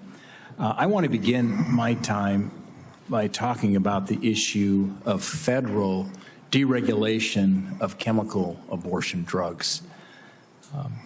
Since mifepristone was approved in 2000, 25 years ago, the FDA has steadily stripped away safeguards related to this drug, no longer requiring a doctor's prescription, no follow-up visits, no adverse event reporting, and now allowing it to be sent through the mail. Earlier this year, there was a new study that analyzed 865,000 real-world insurance claims, and it found that nearly 11% of women experienced a serious adverse event within 45 days of taking mifepristone. To put that in perspective, that is 22 times higher than the FDA's long-standing estimate of less than 0.5%. While these findings alone are shocking, my conversations with those in the medical profession, credible medical professionals, lead me to believe that even this study may indeed underrepresent the scale of the problem. For years, we've heard the misleading and frankly very harmful lie that's being sold to women that this drug is, and I quote, safe as Tylenol. These lies sadly have real-world consequences. Just last year, 2 women died as a result of taking chemical abortion pills because they were able to access them without appropriate medical oversight. And by the way, that's all allowed by the FDA. Mr. Secretary, I am grateful that you and FDA Commissioner McCary have already begun the process of reviewing this new data on the safety of mifepristone. We talked about this during your confirmation hearing. My question is, could you provide any updates on the status and the scope of that review and whether the FDA intends to replicate studies like the one that I referenced? I think those are, I don't know if they're going to do an insurance claim study. That's one way to do it. I don't know exactly whether they're doing epidemiological studies or observational studies. I don't know exactly what they're doing, but I know I talked to Marty McCary about it yesterday, and he said those studies are progressing and that they're ongoing. So I will keep your office informed at every stage. Thank you. And I've had a really constructive conversation with the FDA Commissioner as well, McCary, and I mean, here's a very smart, data-focused, sincere type of leader. And we had a really good conversation. I want to encourage those conversations with you, Mr. Secretary, and that there's a follow-up here to make sure that the data that we now have exposed will be studied by the FDA and the appropriate actions considered. Given the legitimate safety concerns surrounding mifepristone and your actions to roll back other COVID emergency measures, will you repeal the COVID-era telemedicine allowance, given that we're repealing these COVID-era regulations and emergency measures? Would you repeal the COVID-era telemedicine allowance for chemical abortion drugs and restore the requirement for an in-person doctor visit? Senator, I need to get back to you on that. I don't know if the White House has yet taken a position on that, but we will get back to you this week about that. Okay, all right. Thank you. I want to close with a quick Montana question. Earlier this week, the state of Montana submitted a Medicaid demonstration waiver application to CMS to strengthen the state's Medicaid expansion program. This waiver seeks to require community engagement and enhance cost sharing for working-age, able-bodied adults enrolled in the program. I applaud our governor, Gianforte, and Director Brereton for their proactive leadership in this space. My question is, Mr. Secretary, could you commit that CMS will work quickly in its consideration of Montana's waiver application? Absolutely. It sounds like the kind of waiver that we're looking for. Okay. Thank you, Mr. Secretary. Thank you, Senator Johnson. Thank you, Mr. Chairman. Secretary Kennedy, first of all, thank you for your willingness to serve and for putting up with this abuse. 5 minutes is even close to refute all the falsehoods that have been confidently spewed during this hearing. We'll talk about real data here, okay? Well, first of all, thank you for breaking the logjam of information of HHS. My committee's got now over 8 million pages of information. Just in the first tranche, by the way, what we discovered is that the CDC, somebody in the federal health agencies, this interagency communication, hid the signal. They admitted there was a signal on myocarditis, and they hid it. They didn't warn the public. They didn't warn doctors.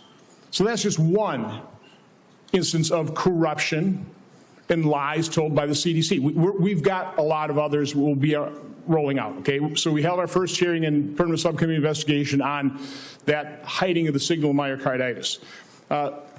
We've heard a lot of studies, okay? As I've looked into science, it's been thoroughly corrupted.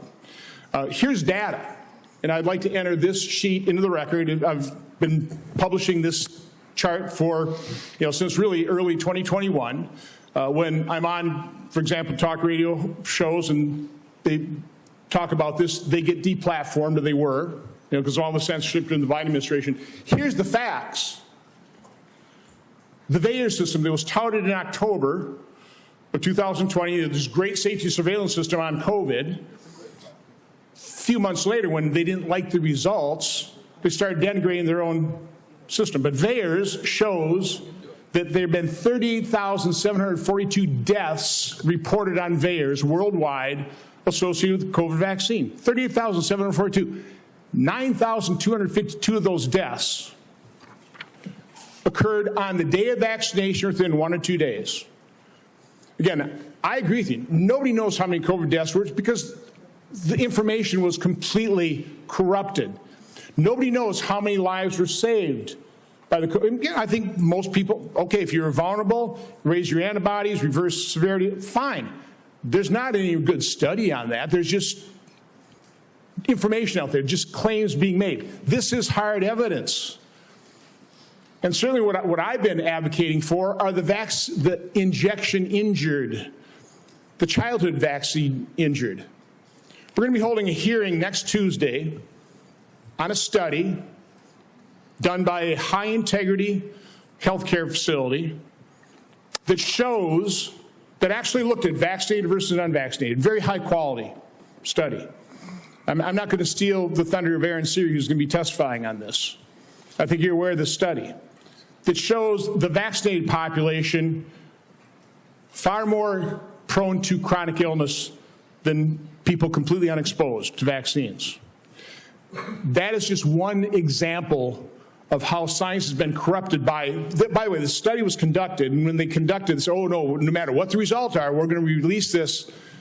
They got the results in 2000. It is yet to be released. We're going to enter that in the record on Tuesday. Do you want to just talk about what you've witnessed in terms of the capture of the agencies that you're now in charge of, the corruption of science, which I believe you just said, that is almost your number one goal, right, is try to bring integrity and credibility back to science, which has been corrupted by the people who pay for it, by federal health agencies being captured by pharmaceutical industries, by big pharma, by big food. Just, I want to give you, I'm sorry, just the last minute to, first of all, defend yourself, but talk about the corruption of science that you're having to deal with and trying to correct. Yeah, I mean, I'll just tell you one example, and I could sit here and give you thousands.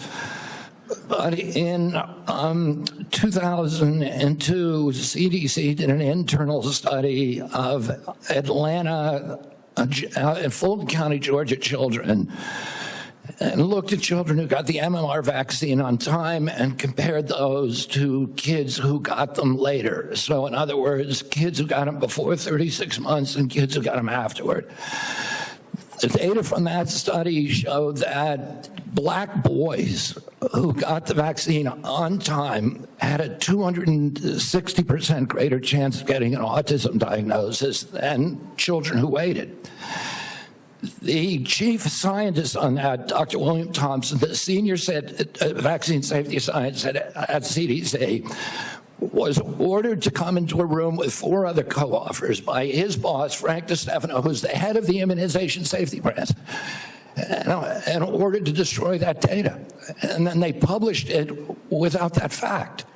So you know that story, I know that story, and you know of hundreds of stories like that. It happens all the time. We are being lied to by these agencies, and we're going to change that right now. The letter I received from the Oshkosh business, they would be out of business because of the 50 employee mandate. It's going to be out of business. I just want to enter that in record as well. Without objection. The committee will take a 5-minute quick break here just to allow just a moment of reset here, and then we'll start right back up again in about 5 minutes.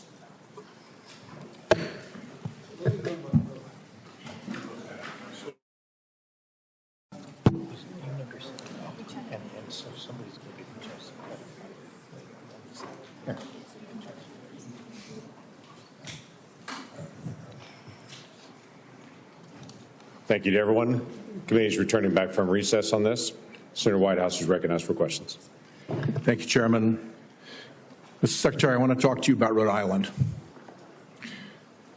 When you were last sitting there, here's what I said to you. I want to read it back to you because I want it to sink in. CMS has for years maintained a reimbursement system that the bureaucracy could never explain, never justify, that persistently pays Rhode Island providers less than neighboring Massachusetts and Connecticut providers, a difference of 23 and 26% in our regional healthcare market. Rhode Island's healthcare system is bleeding out because we aren't paid what neighboring hospitals and doctors are paid. And the one act that CMS took on this issue years ago was to make it worse. I raised that with you then. I've raised it since with Dr. Oz. I've raised it with CMMI Director Sutton. I would like to get action from CMS on that. One partial avenue of relief for Rhode Island is the AHEAD program. Rhode Island is a willing voluntary participant in the AHEAD program. Coming behind Rhode Island is Connecticut. What remains to be seen is whether the payment rates agreed to for Rhode Island will suffer the same discriminatory discount with respect to the AHEAD rates for Connecticut as Connecticut comes through. I've been able to get no assurances from CMS that they care one whit about this payment differential or that they see AHEAD as a means of resolving this injustice. Mr. Kennedy, our healthcare system is teetering as a result of this.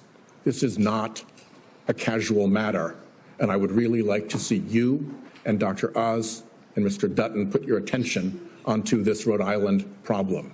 There is no conceivable justification for paying a hospital in Fall River 23% more than Rhode Island Hospital when Rhode Island Hospital provides more and better services, as recognized by the Secret Service, which will take an injured president from Martha's Vineyard to the Rhode Island Hospital Trauma Center, flying right over St. Anne's Hospital in Fall River, yet Fall River gets paid more. It makes no sense, and it has to be resolved.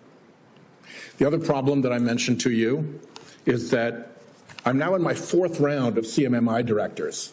It's bloody Groundhog Day, trying to get something done about how end-of-life patients are treated. I'm offering Rhode Island as a willing example of how we can do it better. It is idiotic and cruel to force a family to put their dying loved one through 3 days and 2 nights of a hospital before they can put them in a nursing home. It is equally ridiculous to not allow palliative and curative care to happen together, providing home care when someone is dying, even if they can still get out of the house or into the yard, is a basic thing to ask. And to have respite care be that somebody comes to the house instead of taking a dying family member to a hospital, that's not even respite. Every single one, Mr. Kennedy, of these waivers has been granted in the past by CMMS and other circumstances. All I want is for somebody to come and work out how we do this in Rhode Island. What is our patient base that we'll do this in, how we put the waivers together. To quote your CMS director, Mr. Oz, he said, as we discussed in your office, we must re-examine how end-of-life care is addressed in this country. I'm offering Rhode Island as an example of how to make it better. I hope you will concede that right now it is not good. So Senator, I need you to respond to me. You guys know where to find me. I'm up in the Hart Building. Yeah. We've reached out, we've tried for meetings, and the progress in all three of those areas, fixing the payment gap, getting ahead balanced regionally, and following through on our desire to do good things, improving end-of-life care with waivers you guys have already granted, has gotten me so far no place. And forgive my impatience, a lot of it predates you. I put a hold on Biden nominees because I was getting jerked around by your bureaucracy.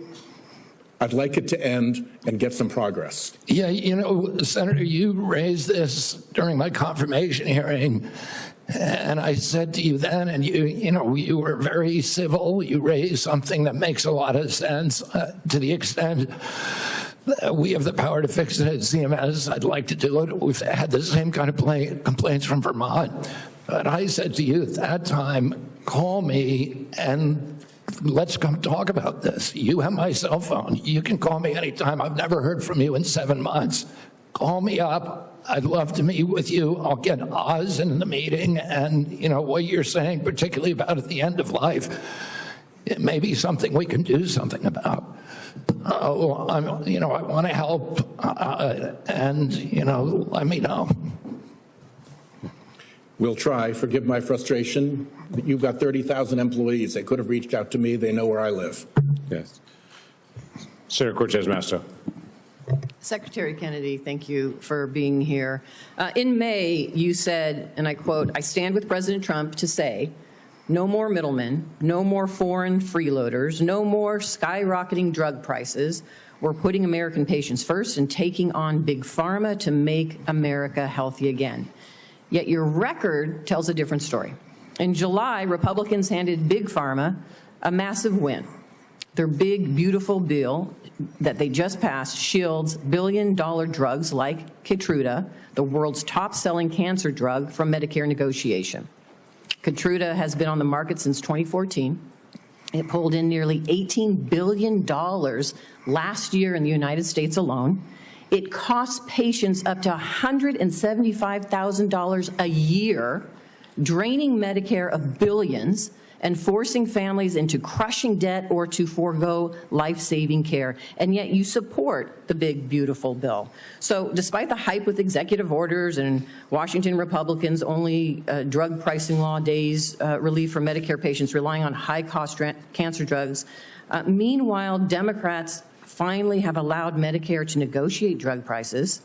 I will say that Keytruda, along with Opdivo and Darzalex, the three top-selling cancer drugs, were widely expected to be selected for Part B negotiation in 2026 for 2028 implementation. They are now, because of the actions of this administration, exempt from negotiation for at least several additional years, if not permanently. So my question to you, Mr. Secretary, is how do you justify claiming to take on big pharma while supporting a bill that shields drugs like Keytruda and other cancer drugs from Medicare negotiation, costing seniors and taxpayers billions and risking the lives of cancer patients who cannot afford their necessary medication?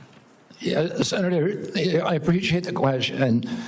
the Medicare drug negotiations in the IRA were very well intentioned, but they were poorly structured. And what we found is that there are actually, the negotiations that have occurred actually have ended up raising the costs for Medicare. We are right now in negotiations. The CBO has not agreed to that. The CBO doesn't say that. And it's just the opposite. So you're saying the CBO and independent agencies that validate the costs are wrong? Well, that is CMS data. That's okay, so let's just focus on the cancer drugs. Why aren't we negotiating those and bringing those down for families? Why does the bill exempt those? It's part of the MFN negotiations. I'm not sure of that provision in the bill, of the one beautiful bill, but the... You're not sure of the provision, the negotiation provision, and how exempted for cancer drugs? Your agency is responsible for that negotiation, and you don't know about it? I know that we're negotiating in the MFN Let me ask you this, Mr. Secretary. Let me ask you another question. How much are Medicare Part D enrollees expected to pay for prescription drug coverage next year?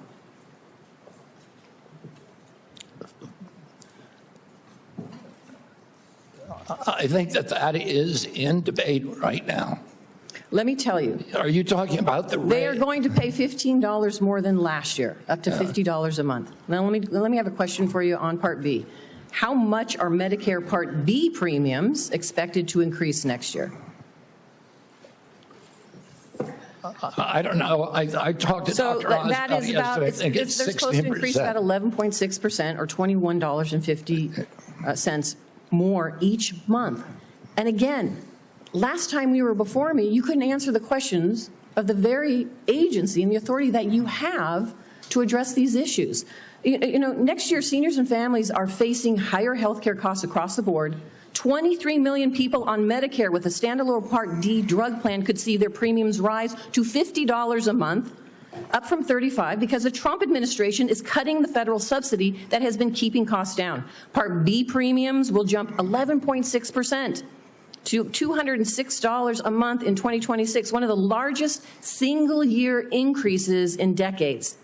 And so for an administration that claims it is lowering costs, my question to you is, what are you going to do to keep costs down for seniors? I mean, I'm already doing what I'm already keeping costs down. What are you doing to keep costs down for seniors, knowing that these costs are going to be increasing? I mean, the program integrity bill, that is the first action that I did when I got in. It's one of the earliest actions in history of a complex regulation by an HHS secretary. A Congressional Budget Office has said that that's brought premiums down by 5%. That is the Congressional Budget Office, which does not like to acknowledge anything that we do. And does that impact seniors? Excuse me? Does that impact seniors? And I know my time is running out. Does that impact seniors? What you just talked about, you're lowering costs. I'm asking you specifically. We're lowering for helping costs. Seniors. Does it impact seniors? Does it impact? Come on. Let me just stop here. I didn't hear My time is what running you out, said. so I appreciate the chairman's indulgence here. My concern is you can't answer the questions. The very agency has oversight over these issues and controls the levers to lower costs for seniors. And you can't answer that simple question. I didn't hear your question. Okay, let's go. We'll just proceed. And Senator Tillis has yielded his position to Senator Blackburn, so she'll take it. Thank you, Mr. Chairman. And Mr. Secretary, thank you for joining us today. I appreciate the comments you've made about the Rural Health Transformation Program. That is something many of us worked on, and we were pleased to push that out of this committee. And I know Dr. Oz is moving forward with implementing that. I appreciate your comments to Senator Warner on the area wage index. He and I have worked on fixing that, and we appreciate your attention. I am delighted to know that you're going to end the revolving door and the conflicts of interest. I have found it so unseemly that people who work with a pharmaceutical or with a big food company then go back over into CDC or NIH or FDA, and then they're signing off on regulation for their former employer and many times their future employer. So we appreciate that. Senator Langford went to you on the PBMs, And as you are aware, my PBM Act that Senator Wyden worked with me on, that made it out of this committee last cycle. And making certain that we keep these rural pharmacies open, making certain that PBMs do not profit above what is their standard service fee, and that they have to disclose all their pricing.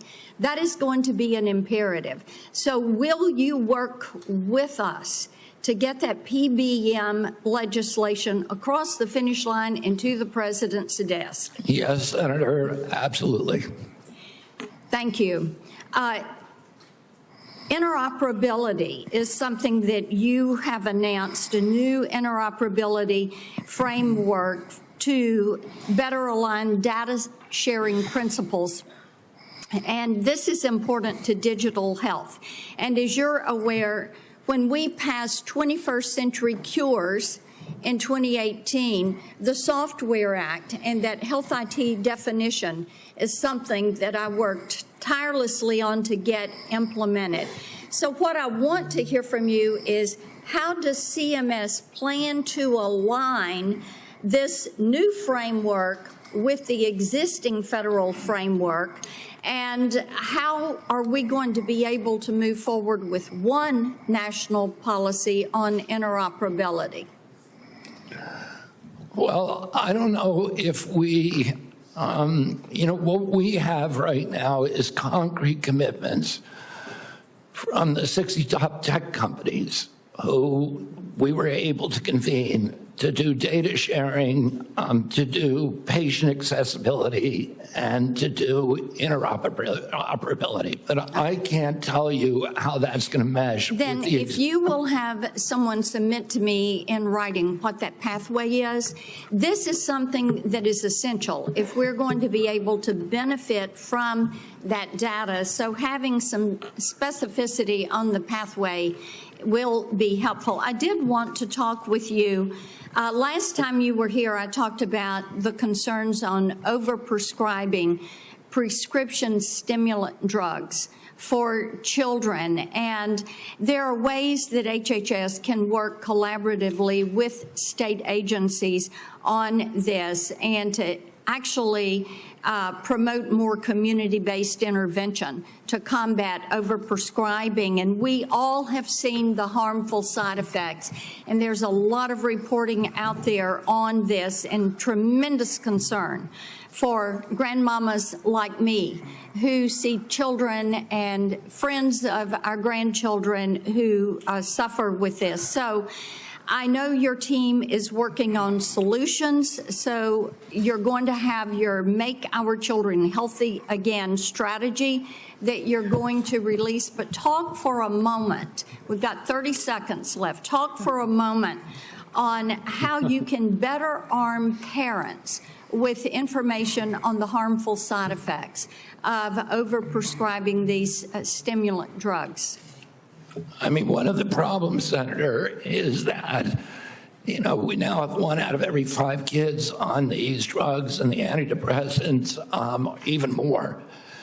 And we know very little about the long-term impacts because NIH and CDC have been asleep at the wheel. Right now, we are doing those studies. We're doing extensive studies so that we can warn parents and so that we can force the companies to put labels on their products. And, we'll do whatever we can to show that, just to get data out to the public. That's really what our function is. And to show what the long-term impact of some of these drugs is. Are we actually preventing suicide, or are we creating more suicide? And that's something that we don't know the answer to, which is, how did these drugs become so common in our society without us even knowing the answer to those questions? That is malpractice at these agencies, and that is the malpractice that I am going to fix. Thank you. Thank you. Senator Warren. Thank you, Mr. Chairman. So last November, while you were under consideration to become Secretary of Health and Human Services, Mr. Kennedy, you said, quote, if vaccines are working for somebody, I'm not going to take them away. No exceptions, no ifs, ands, or buts. You would not take away vaccines from anyone who wanted them. Then last week, you announced that the COVID-19 vaccine is no longer approved for healthy people under the age of 65. In announcing the change, you said the vaccine will be available for anyone who wants it. Now, obviously, both things cannot be true at the same moment. So let's clear this up right now, Secretary Kennedy. Will you tell America that all adults and all children over 6 months of age are eligible to get a COVID booster at their local pharmacy today? Anybody can get the booster. I'm sorry? Anybody can get it, Senator. Anybody. So you're saying that is now the official rule of HHS. Anybody is eligible to get a booster by just walking into the pharmacy. It's not recommended for healthy people. No. If you don't recommend, then the consequence of that in many states is that you can't walk into a pharmacy and get one. It means insurance companies don't have to cover the $200 or so cost. As Senator Dr. Cassidy said, you are effectively denying people vaccines. We're not going to recommend a product for which there's no clinical data for that indication. Is that what I should be doing? What you should be doing is honoring your promise that you made when you were looking to get confirmed in this job. You're going like this. And that is, you promised that you would not take away vaccines from anyone who wanted them. You just changed the classification of the COVID vaccine. I'm not taking them away from people, Senator. It takes it away if you can't get it from your pharmacist. Well, most Americans are going to be able to get it from their pharmacy for free. Most Americans will be able to get it from their pharmacy for free. The question is everyone who wants it. That was your promise. No, I didn't. I never promised that I was going to recommend products with which there is no indication. When you said... And I know you've taken $855,000 from pharmaceutical companies, Senator. Did you hold up a big sign saying that you were lying when you said that? Because you are the one who said you would not take them away. Now, Senator Kennedy, I'm not taking them away from anybody. Secretary, you want me to indicate a product for which there is no clinical data? Senator, is that what you want? Secretary Kennedy, you said you wouldn't, and now you did. I'm not taking them away. Everybody can get access to them. No, they can't walk into a pharmacy the way they could last month and get access. It depends on the state. It depends on the states. A year ago, but they can still get it. Everybody can get it. Everybody can get it, Senator. So look, let's move on. You clearly are taking away vaccines. I've seen the list for what's coming up next, and that is the agenda for the next CDC vaccine panel. And first up is ratifying your COVID actions. Second is hepatitis B is on the agenda. So should Americans expect you to take away hepatitis vaccine access as well, even though you promised not to? As I said, I'm not taking vaccines away from anybody. Okay, same answer, right? You're just going to deny that when people can't get access, that you're not taking it away. Then let me ask you, is that the same game you're going to play with me? You want me to recommend every product in the world? No, so that without any clinical trial data. Through on your promises. Yeah, my promise was to give. A month ago, we could get COVID vaccines by just walking. You can still get COVID vaccines, Senator. You are taking that away. No, you are still. You can still get the COVID vaccines, and Medicare will still pay for them, and Medicaid will still pay for them. Tell the head of the CDC that if she refused to sign off on your changes to the childhood vaccine schedule, that she had to resign. No, I told her that she had to resign because I asked her, are you a trustworthy person? And she said no. So if you had an employee who told you they weren't trustworthy, would you ask them to resign, Senator? So I'm sorry, but this is not what she has said publicly. She has said I'm not surprised about that. So you're saying she's lying? Yes. Every conversation I had with her, there were witnesses. Let me get this straight. This is the same person that less than a month earlier, you stood next to her and described her as unimpeachable, and you had full confidence in her, and that you had full confidence in her scientific credentials. And in a month, she became a liar? Yeah, you should ask her what changed. And by the way, a month ago, you were voting against her. Oh, because you thought she was either incompetent, ineligible, or unsuited to the task. I voted against her because I was afraid she was going to bend the knee to you and Donald Trump. And it looks like she didn't bend the knee, so you fired her. Look, you're putting America's babies' health at risk, America's seniors' health at risk, all Americans' health at risk, and you should resign. Senator Sanders. Just want to pick up on Senator Warren's point. Are you telling us that the former head of CDC went to you, you asked her, are you a trustworthy person? And she said, no, I am not a trustworthy person? She didn't say, no, I'm not a trustworthy person. She said, no.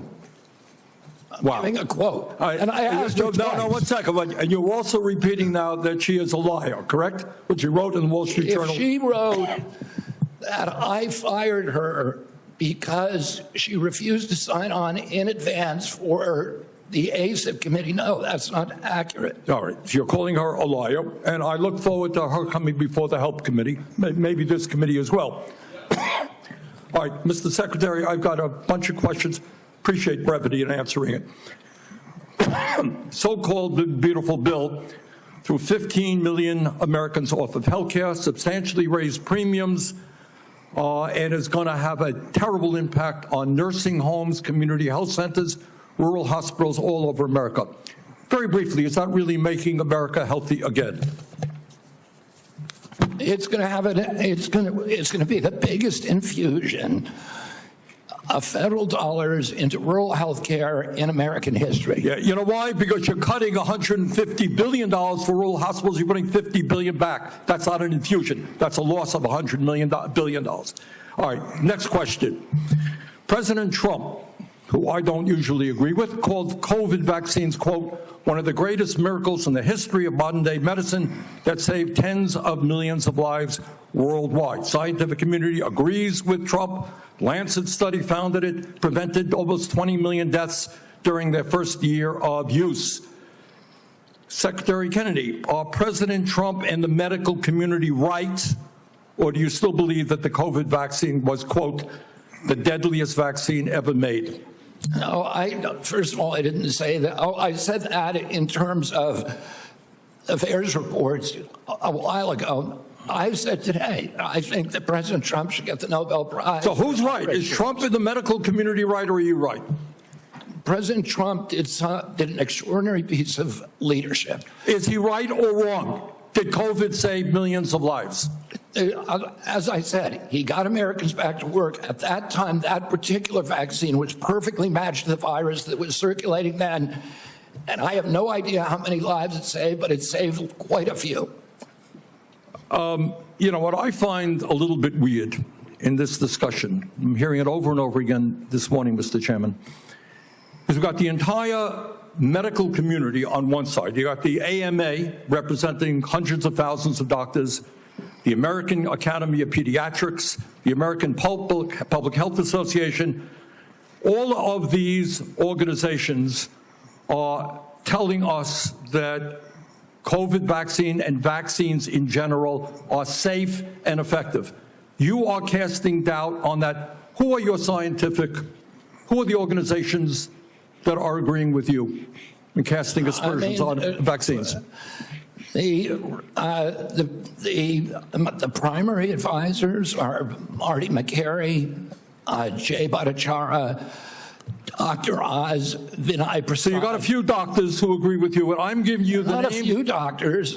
What you're talking about is there's a big difference, Senator, between established science and the scientific establishment, which has been co-opted by the pharmaceutical industry. So you're telling the American people that the American Medical Association, representing hundreds of thousands of people, have been co-opted and that they should not trust their doctors. And I'm the telling you, American Academy of Pediatrics, and by the way, just for the record, every single Republican, I don't mean to be political here, Mr. Chairman, has received PAC money from the pharmaceutical industry. Are they all corrupt as well? And I'm telling you, the American Heart Association has been co-opted by the food Everybody but you, Senator. But you know what? When you ran for president, we have a corrupt campaign finance system. Maybe you will agree with me on that. Okay, you were already president, you got a billionaire behind it. You received $300,000 from people, not from the industry, people in it, as I did, from individuals. You corrupt. President Trump got $3 million. Every Republican got corporate PAC money for the pharmaceutical industry. Democrats as well. Everybody is corrupt, but you? Is that what we're looking at? I don't think so. And I think the issue now... I don't even know what you're talking about. Well, I think you do know what I'm talking about. I don't know what you're talking about. The issue is every time anyone disagrees with you... Are you saying the pharmaceutical industry was supporting my presidential campaign? I'm saying, I don't think so. I'm not saying that. I'm saying that the pharmaceutical industry is a greedy institution which is charging us the highest prices in the world. They are pervasive. But to suggest that every institution, the AMA, the pediatrics people, is corrupt because they disagree with you is an insult to the American people. Listen, people disagree with me all the time. I have arguments in my agency, heated arguments every day with Jay Bhattacharya, with Marty McCary, with Dr. Oz. You have given the names of a few people. I have given you the names of organizations representing hundreds of thousands of doctors and scientists. I yield, Mr. President. Senator Tillis. Thank you, Mr. Chair. Secretary Kennedy, thank you for being here. A couple of times you asked people if they were making a statement or a question. What I think I may do, just to give you a breather, is to make a statement with a lot of questions. And just for the record, I'd like for you to have the opportunity to have your staff respond. I can't conclude from the discussion today where you are on warp speed. So I would like the definitive statement on exactly where you are. Was it good? Was it bad? Were there things that worked? Were there things that didn't work? I can't discern that from what you said here. I, for one, think that it was a signature accomplishment of President Trump, and the mRNA platform is something. I agree with that. I look forward to you giving us a detailed statement on exactly where you are with warp speed. I'm not a doctor. I'm not a trial lawyer. I'm a boring management consultant. Another question that we'll submit in the record, I'll give you directionally where we're going. I don't see how you go over 4 weeks from a public health expert with unimpeachable scientific credentials, a longtime champion of MAHA values, caring and compassionate and brilliant microbiologist, and 4 weeks later fire her because at least the public reports say because she refused to fire people that work for her. So as somebody who advised executives on hiring strategies, number one, I would suggest in the interview you ask them if they're truthful rather than 4 weeks after we took the time of the U.S. Senate to confirm the person, just for the future nominee that we're going to have to consider. But I do also believe that some of your statements seem to contradict what you said in the prior hearing. You said you're going to empower the scientists at HHS to do their job. I'd just like to see evidence where you've done that, and I'm sure that you will have some. You will do nothing that makes it difficult or discourages people from taking vaccines. There seem to be several reports that would seem to refute that, but I'd rather you just respond to it. I'm not going to come here and impose my belief over any of yours. That, again, seems to be contradictory to the firing of a CDC director, the canceling of mRNA research contracts, firing advisory board members, attempting to stall NIH funding, eliminating funding for the I think $500 million for further mRNA research, and just want an answer for it. On H.R. 1, I believe you know my concerns about H.R. 1. I've had several meetings with, and H.R. 1 is the big, beautiful bill, OB3, whatever the brand is. But I'm still, I've got an office with 60 staff, including half of them in state office. I've had 3 different estimates of the economic impact on the state of North Carolina. Can I get your commitment? And I have been looking for somebody that's far more resourced than an office of 30 people up in here in D.C. to disprove my estimates with respect to the impact on North Carolina, period. And I've yet to have anybody. I would love to be embarrassed and be wrong, but I would like to get your commitment for people to tease through the numbers that I provided before the vote on H.R. 1 that says that if you normalize 3 independent estimates across a broad spectrum, $25 billion over 10 years. I don't need your response now. I want somebody to destroy my estimates, because to this point, the most resourced health agency in the world has only given me word salad responses, and I need that so that we can prepare for the response. $25 billion over 10 years is half of the Rural Relief Fund over 5 years. And so we just need to have that fact as a matter of policy so that we can go in North Carolina and absorb it. And I know every state's different, and I'm assuming every one of my colleagues here have done the math for their states, not focused on that. But I want you to destroy my estimates if they're in fact wrong, and I want you to acknowledge them if in fact they're right. That will come into question as well. Mr. Kennedy, you've stated multiple times in response to other members' questions that scientists were lying. We'll go back to the record in cases where you've said that. I'd just like to see the scientific evidence to substantiate that. I'm going to stipulate that you were honest and you had research behind it. We'll go back and figure out what scientific studies you believe are founded on lies and not scientifically viable. And then finally, I just want to give you an opportunity. Apparently in the exchange with Senator Bennett, you said you agreed with Dr. Levy's statements, who said that the mRNA vaccine caused serious harm, including death, particularly in young people. They said you agreed with that comment. Did you agree with that comment or not? I think that's true, yes. Okay, thank you. Thank you, Mr. Chair. Thank you, Mr. Tillis. We now have Senator Smith. You're recognized. Thank you, Mr. Chair. So, Mr. Kennedy, I have sat here for the last many minutes and listened carefully to your testimony. And I think actually Senator Tillis laid out so many of the ways that what you have said has contradicted yourself and others. It's, I mean, I don't even know where to start. So I'm going to start here. Over the last 8 months, you have claimed to make America healthy again. But in actual fact, you have led the charge in the Trump administration to destroy what is best in our healthcare system. And your denials and your evasion and your lies here do not change that. You are the Secretary of the Health and Human Services, yet you're trafficking in these fringe idea and discredited theories that are completely out of step with the scientific consensus. And you seem to be willing to say anything in the moment, even if it's untrue. So last time you were before Congress, Secretary Kennedy, you claimed, and I quote, "I have never been anti-vax. I have never told the public to avoid a vaccination." But in a podcast, you said the opposite. You said there's no vaccine that is safe and effective. So that sure sounds anti-vax to me, Secretary Kennedy. So let me ask you, when were you lying, sir? When you told this committee that you were not anti-vax, or when you told Americans that there's no safe and effective vaccine? Both things are true. Oh, so more denial, more back and forth. I mean, here's what I know. Here's what I know. Want me to explain why, Senator? You just no, actually, I want you to listen to me. Okay, go ahead. I want you to listen to me, because I've been listening to you. You said that ACIP is an independent panel after you stocked it with your picks. You said that you want evidence-based science, but it seems that what you mean is evidence that supports your view, not the scientific consensus. I mean, you dared to sit there and call my colleague from New Hampshire a liar when she presented you with facts that don't support your view of the world.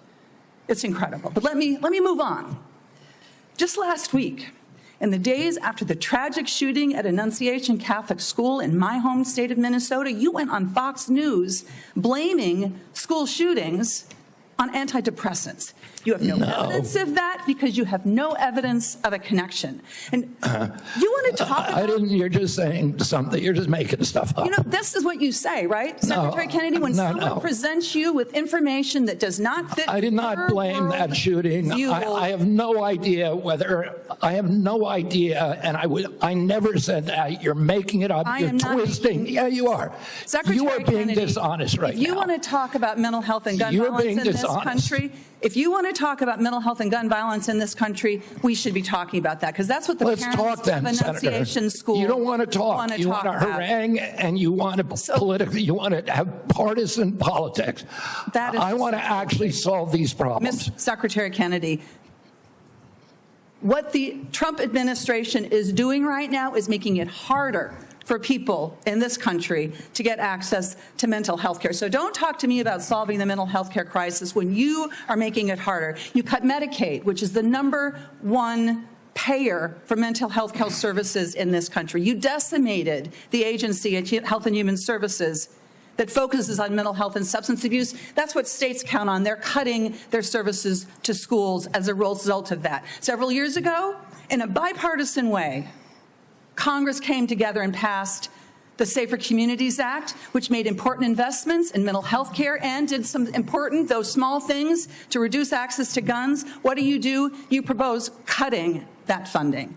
This is what we're talking about in your leadership in the Department of Health and Human Services. If you want radical transparency, as you talk about, I mean, take a look at what you are doing.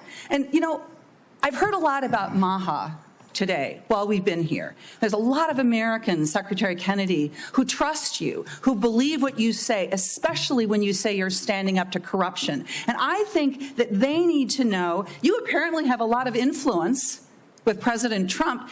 Did you ask him not to roll back these regulations that are stopping the big corporations from dumping heavy metals and endocrine disruptors into our soil and water? I mean, there's no evidence that you have been even opposing that. Did you do anything to stop the Trump administration from rolling back this handout to Big Pharma that makes it easier for the big drug companies to charge more for cancer drugs? No, you presided over that. I mean, it's stunning, really, what's happened over the last 8 months. It's stunning to me. And I just hope that in this moment, our colleagues, there's hardly anybody left in this room, are going to think about what it is that you've done, what your legacy is going to be at the Health and Human Services Agency, and pay attention to the damage that is being done here.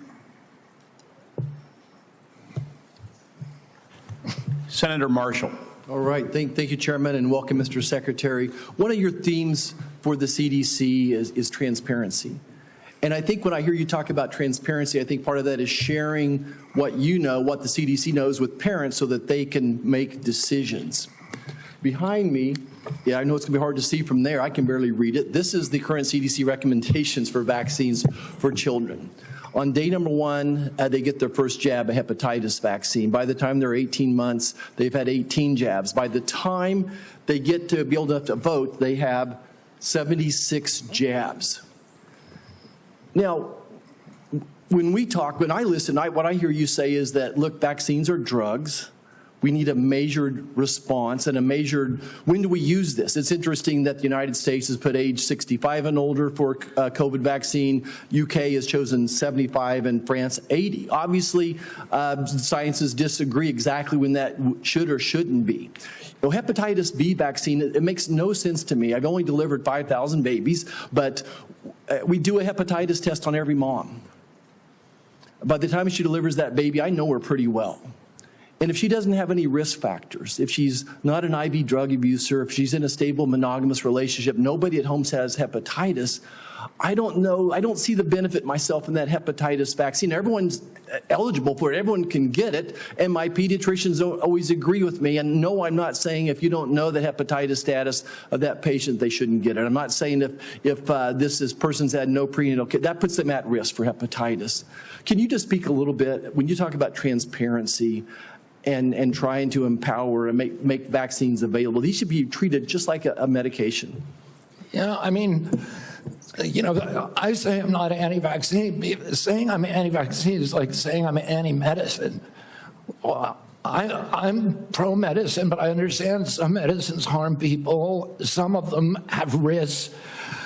Some of them have benefits that outweigh those risks for certain populations, and the same is true with vaccines. And we don't understand the risk profile because vaccines are the only medical intervention, medical device, or pharmaceutical drug that are exempt from pre-licensing safety studies. And so there are 2 hepatitis vaccines, and one of them had a safety study that lasted for 4 days on 143 kids for a product that's going to be given to 76 million kids. Yeah. The risk profile prior to the introduction of the vaccine, the risk of a baby dying from hepatitis B was 1 in 7 million. That means you need to give 7 million hepatitis B vaccines to prevent 1 death if you're going to give 7 million. So, Mr. Secretary, and I guess before the press labels me wrong, I'm not anti-vax either. I think MMR's been a great vaccine. The DPT's been a great vaccine. Polio's been a great vaccine. Smallpox. So there are great, but it's the measured approach that we're after, the transparency. You're trying to empower parents here. What I feel the difference is, sometimes my friends across the aisle feel like there's a one-size-fits-all, that they should be telling parents what to do. And what you and I are fighting for is we want to empower parents to make these decisions. I want to talk about morbidity and mortality of COVID for just a second. It is so true that 2 things can be true, and I don't understand why, just the rabbit hole some of my colleagues are going down. There's a big difference. When I was out there practicing, doing volunteer work, I was so confused myself on the numbers. People dying with COVID versus from COVID.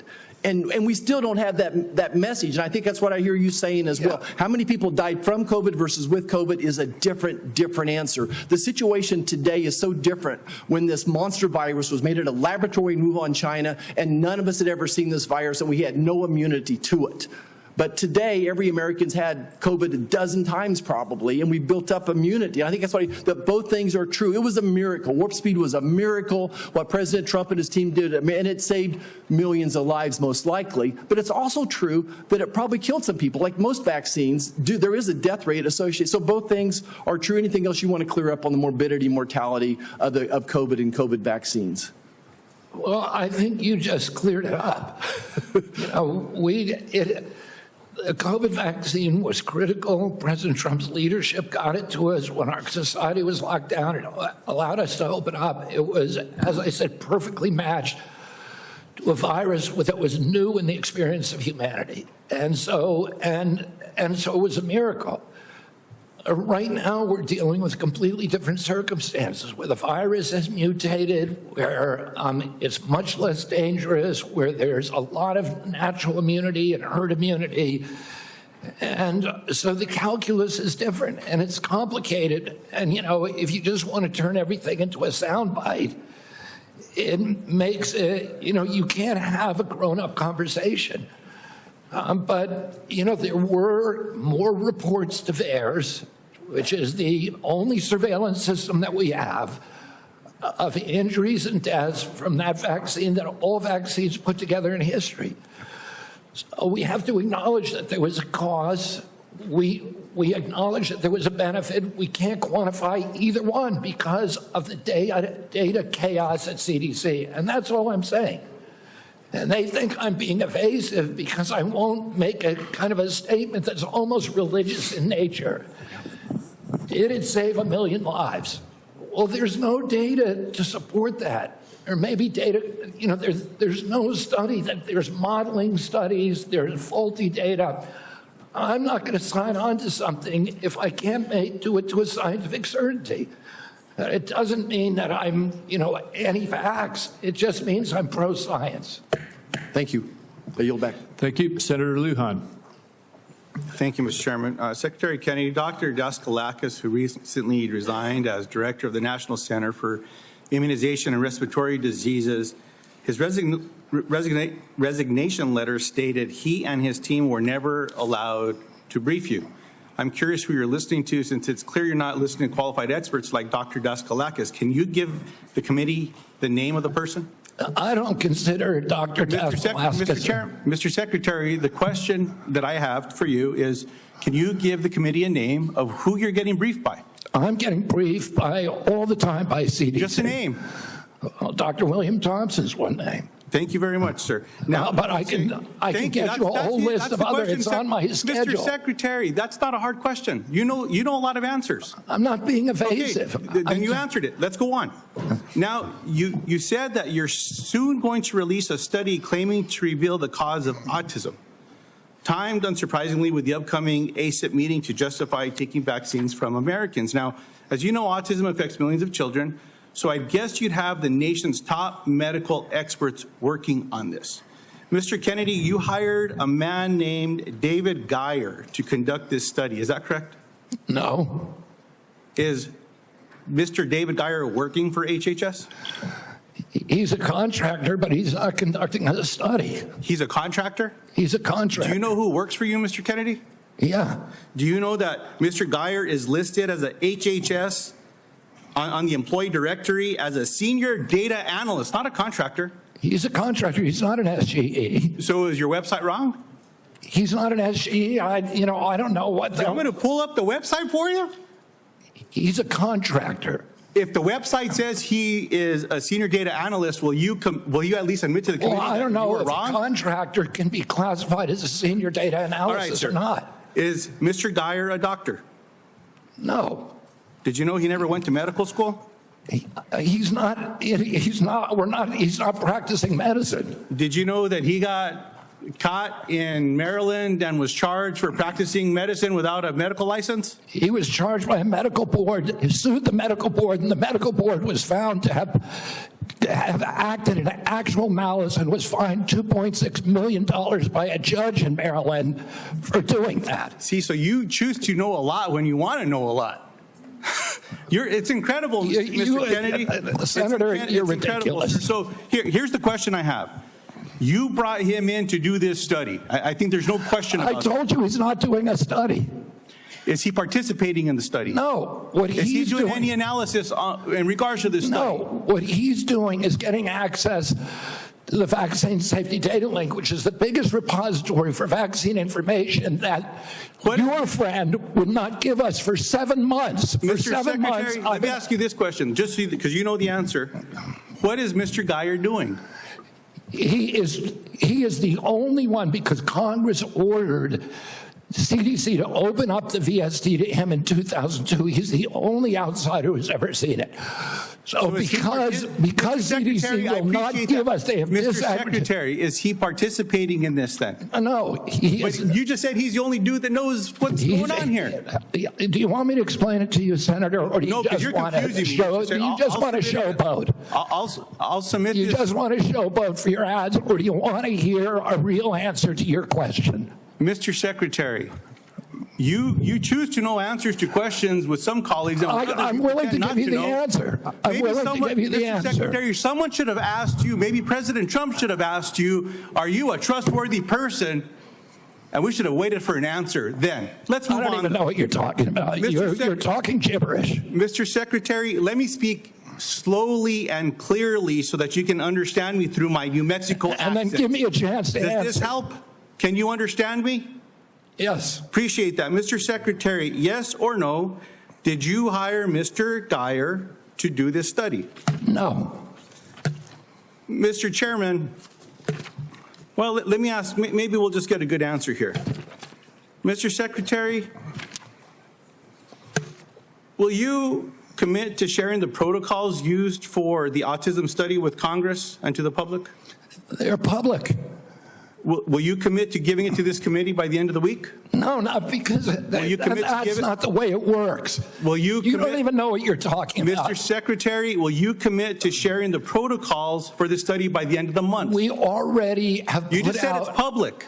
We put out the notice of funding opportunities, and then the scientists from all over the world. You're not understanding me. Let me No, you're not understanding how the world works. Do you understand what the protocols are? Do you understand what they are? The scientists who are doing the studies submit the protocol. Okay, so you know what they are. That's not coming from us. So will you commit to sharing those protocols with this committee? Well, anybody can get a hold of the protocol. It's published with the study. Mr. Chairman, what I'd like to ask is for your commitment here. I'll send a letter to the Secretary. I'll ask for support from the leadership of this committee to ask for those protocols. If those protocols are not given to this committee... Anybody can get the protocols. Mr. Secretary, I'm not talking to you. Mr. Chairman, what I'm asking... If the protocols are public, we can work with you to... What I'm asking, Mr. Chairman, is that if those protocols are not given to this committee, I'm asking for your agreement that we follow through with a subpoena to get them. No, I will not agree to subpoena anything. let's see what happens. Mr. Chairman, you'll help me get them if they're available publicly?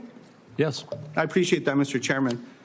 Mr. Kennedy, with all the questions here today, people just want to know the truth. I don't think so. Mr. Secretary, you don't think so? Thank you. I don't think so. I hope everyone recording that got that, because there explains the Secretary's tenure here. Look, 2 young ladies in Las Cruces, New Mexico at a town hall recently gave me this starfish pin. I was going to give it to you today, but after your questioning today, I don't think you deserve it, because what this represents is to remember that every one of us can make a difference, sir, to something as small as a starfish on a beach that maybe got washed up, you throw it back in the ocean. You might not save them all, but you can save one. I'm sorry that you're not worthy of this nice little pin, sir, as a nice reminder. I'm going to pray for you, Secretary Kennedy. I hope we do better. I want you to do better. But today was a failure for you, man. I yield back. Senator Warnock. Thank you, Brother Chair. Less than a month ago, we received the heartbreaking news that a gunman opened fire at the CDC campus in Atlanta, Georgia. This obviously is my neck of the woods. This is heart-wrenching for all Americans, but for those of us especially who live in that area. A DeKalb County police officer, David Rhodes, was killed. The shots hit buildings on campus in at least 180 places, narrowly missing the CDC's daycare center. Law enforcement recovered nearly 500 shell casings. Clearly, he came to do a lot of damage. It's a miracle, and thanks to the quick action of Metro Atlanta and state law enforcement, more people were not killed. The Georgia Bureau of Investigation announced that prior to the attack, the gunman expressed discontent with the COVID vaccine and, quote, wanted to make the public aware of his distrust of the vaccines. Secretary Kennedy, I assume you are aware of these disturbing reports of the gunman's motives? Yes. And, I understand that some people may have concerns about new medical breakthroughs, but those people don't have the world's top medical experts working under them. You've been over HHS for 7 months now. Have you ever been briefed by CDC's career immunization officials to discuss your concerns? And by the way, every member of this panel has criticized President Trump and demonized him. Have you ever Are been you briefed? complicit in the assassination attempts on President Trump? Sir, I'm asking the questions. You are the witness. It's a simple yes or no question. Have you ever been briefed by CDC's career immunization officials to discuss their concerns? Yes, I have. What was the answer? Yes. You have been briefed by CDC officials, the career immunization officials, to express your... The senior vaccine safety scientist, for example. Have you ever been to the CDC as secretary before the shooting on August 8th? Have I ever been there as secretary? Have you been there as secretary before the shooting? No. Okay. Let's return to the shooting and the aftermath. Secretary Kennedy, I'm about to ask you a series of yes or no questions about the events of the past month, and I would appreciate just a yes or no response. You called Dr. Manarez to your office on August 25th for a meeting. Is that correct? Yes or no? It could be. I just don't know the date. I'd have to check my calendar. Was Jim O'Neill the man you just appointed as acting director of CDC in the room on whatever date you met with him, since you can't recall? Was he in the room when you met with Dr. Manarez? In that meeting, did you criticize Dr. Manarez for her statements to CDC following the shooting where she said, quote, misinformation can be dangerous? I don't believe so. I have no recollection. You don't believe you criticized her? Oh, I criticized her. Did you criticize her? Did you criticize her? I don't even. Did you criticize her for her statements to CDC workers following the shooting? Did I what? Did you demand that she fire career scientists or public experts at the CDC? Yes. Did you demand that she accept the recommendations of your hand-picked vaccine advisory panel without further review by a career CDC scientist? No, I did not. You didn't ask for her commitment ahead of time that she would accept the recommendations from the advisory panel.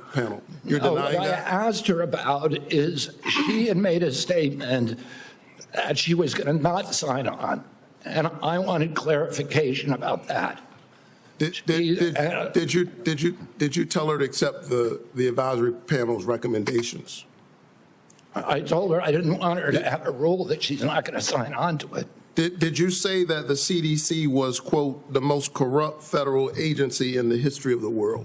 Not the history of the world, but definitely Did you within say HHS. Did you say that? I did not say that, but I did say it's the most corrupt agency in HHS, and maybe the government. So you call the CDC corrupt. Did you say that CDC staff are, quote, horrible people? Horrible people? Did you say that they're killing children and they don't care? No. Okay, I think that we all have a history of listening to you and these answers, but you're on the record for a number of these statements. Despite your lack of credentials and expertise, clearly you have an agenda. It is a threat to the public health of the American people. It's clear that you are carrying out your extremist beliefs, which is why you attempted to fire Dr. Senator, we're the sickest people in the world. I'm we're the sickest people on earth. I'm speaking. How am I a threat? Secretary Kennedy, for the first time, we're seeing deaths from children from measles. We haven't seen that in 2 decades. We're seeing that under your watch. You are a hazard to the health of the American people. Can I respond to that, Senator? No, I claim back my time. We need to wrap You are up. a hazard to the health of the American people. I think that you ought to resign. And if you don't resign, the President of the United States, who put forward Operation Warp Speed, which worked, should fire you. Thank you so much. Senator Welch. Mr. Chairman, thank you. I want to sum up, and I want to make 3 points. First, we have a health care affordability crisis in this country. And second, Secretary Kennedy's policies is making that affordability crisis worse, not better. And third, Mr. Chairman, the United States Senate is not doing its job. Health care.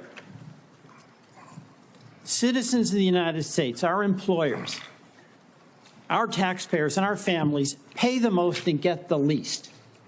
That has been persistent and chronic, and it's not being addressed, it's being aggravated.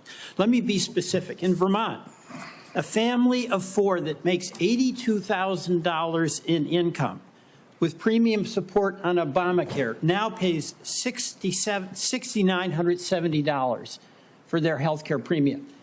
That is going to increase $23,000 to $30,000. That is unaffordable, it's shocking, and it's cruel.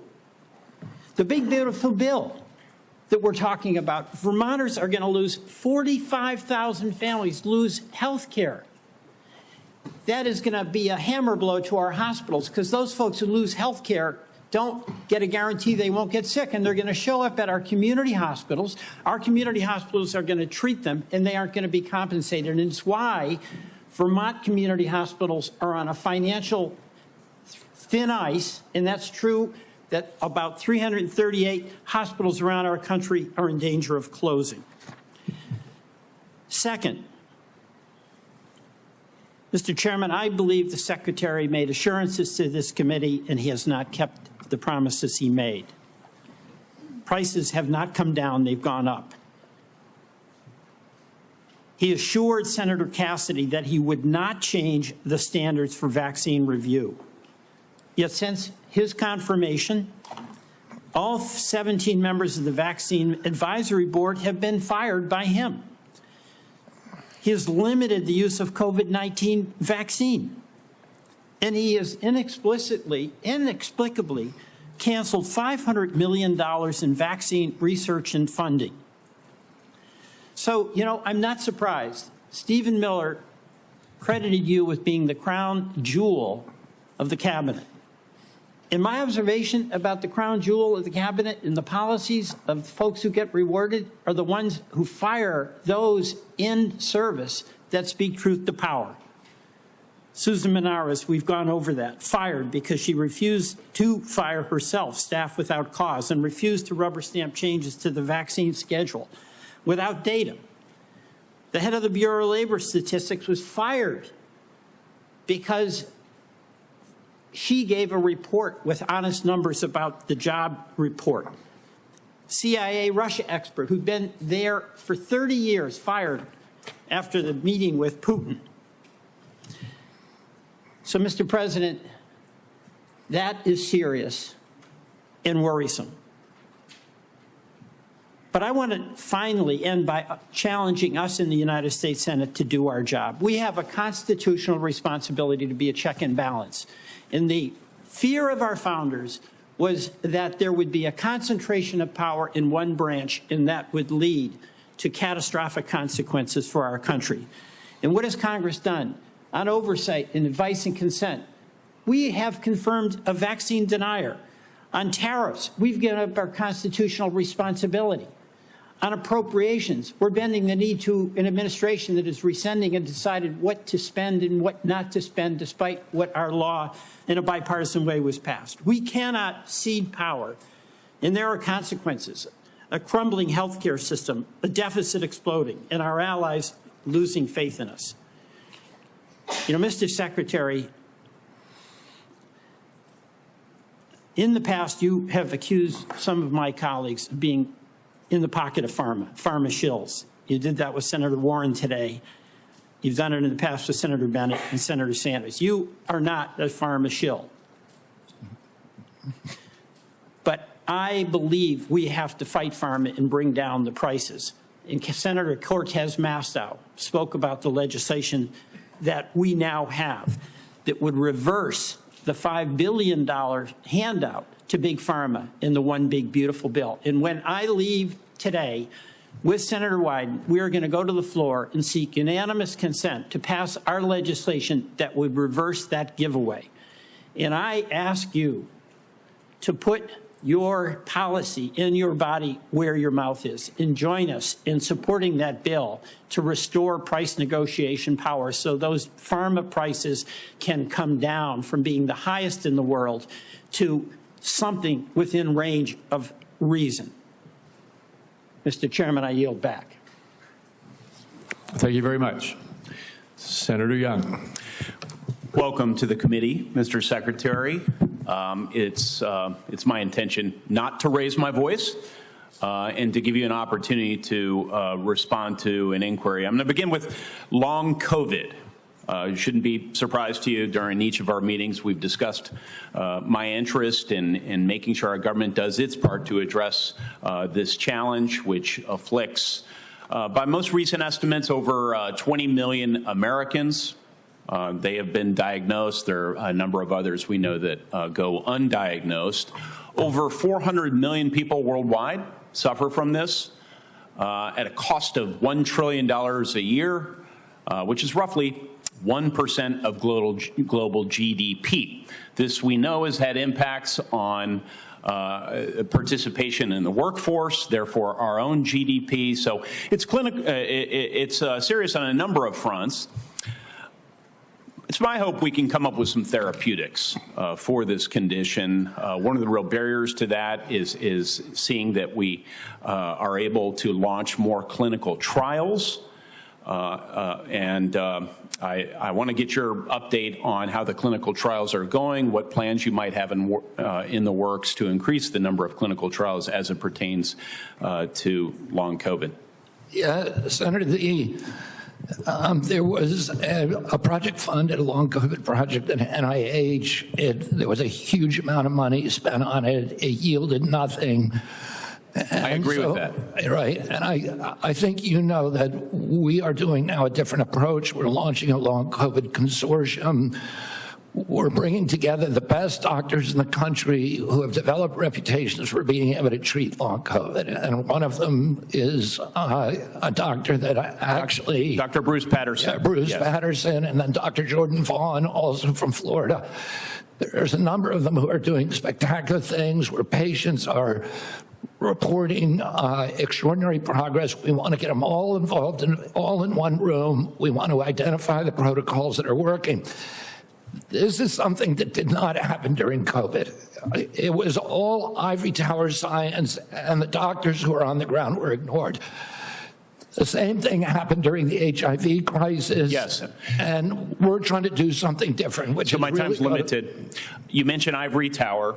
And so that's a segue into a statistic that I've become familiar with over the years. It takes roughly 18 years for proven interventions, pharmacological or other types of medical interventions, to make their way out into the field.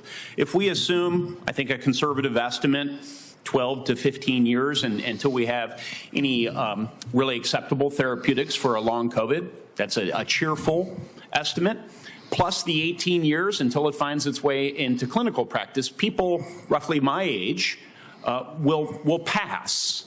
Actuarially speaking, they will pass before there's any acceptable therapeutics. So we need to accelerate our current activities. Can you give me a couple of things you're going to do to ensure that we accelerate our development of therapeutics?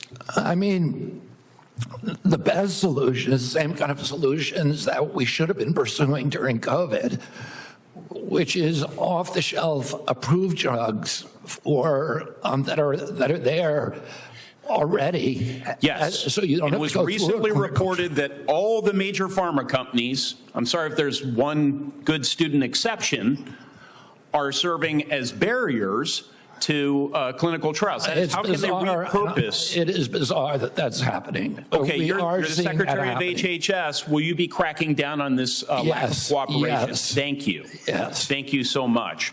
Will you also be exploring research partnerships with other countries, seeing as I've established this is a global challenge? Yes. Okay. And that's what we should have done during HIV. It's what we should have done during COVID. Yes. Will you also be exploring whether ARPA-H, which has different research protocols than NIH, NIH is very good at what they do, but it takes them a really long time to prove things because of their rigorous process. ARPA is more practical, right? And so one could imagine ARPA-H tackling this challenge. Will you be encouraging? I'm absolutely open to that, Senator. Okay.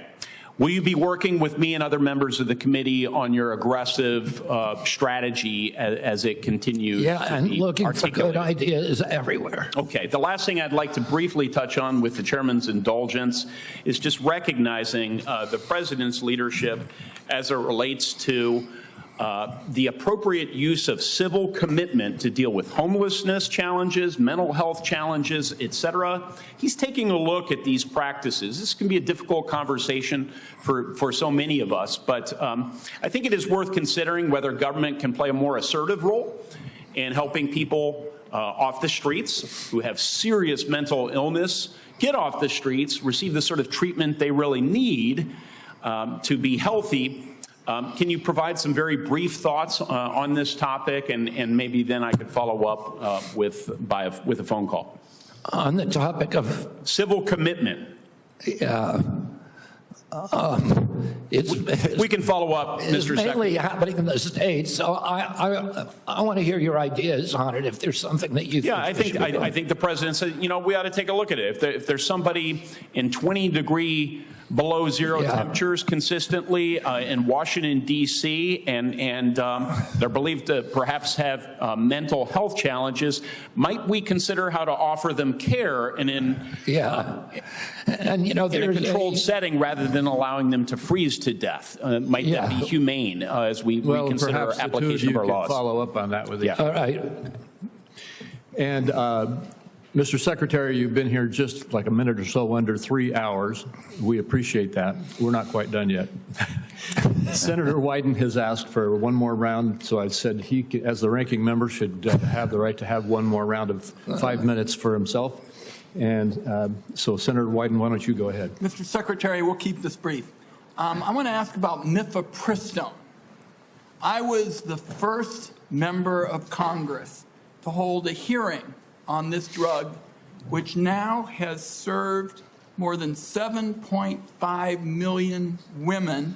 And of course, it is used for reproductive health and medication abortion. It has been documented again and again as safe, and people say safer than Tylenol. And the reason that I'm asking the question is that I'm getting reports that you've said you're going to conduct a complete review of mifepristone's safety, and what we're hearing is it's not based on new clinical trials or data from the scientific community, but on one reviewed paper that's not a peer-reviewed paper by a political organization and Project 2025 sponsor whose stated mission is to advance an anti-abortion agenda. So what I'd like to hear today is for you to say that you'll commit that your best scientists, without bias, will be permitted to conduct this entirely unnecessary safety review. I don't see any evidence for it. You've called for it. But what I'd like to do is make sure that it's done right, and I'm very troubled by what I've heard about it. Your thoughts? You have my commitment. Okay. That'll be good science and good scientists. Okay. We'll get back to you to talk about specifically how that's going to play out, but I appreciate that.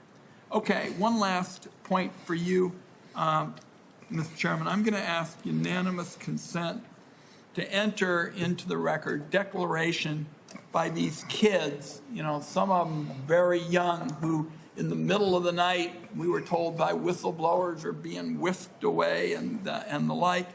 And what I'd like to enter into the record are statements by these kids that we have learned about, and also a memo prepared by the Guatemalan government outlining the deportation effort into the record. We've been able to obtain that, and I think it's an important part of the debate.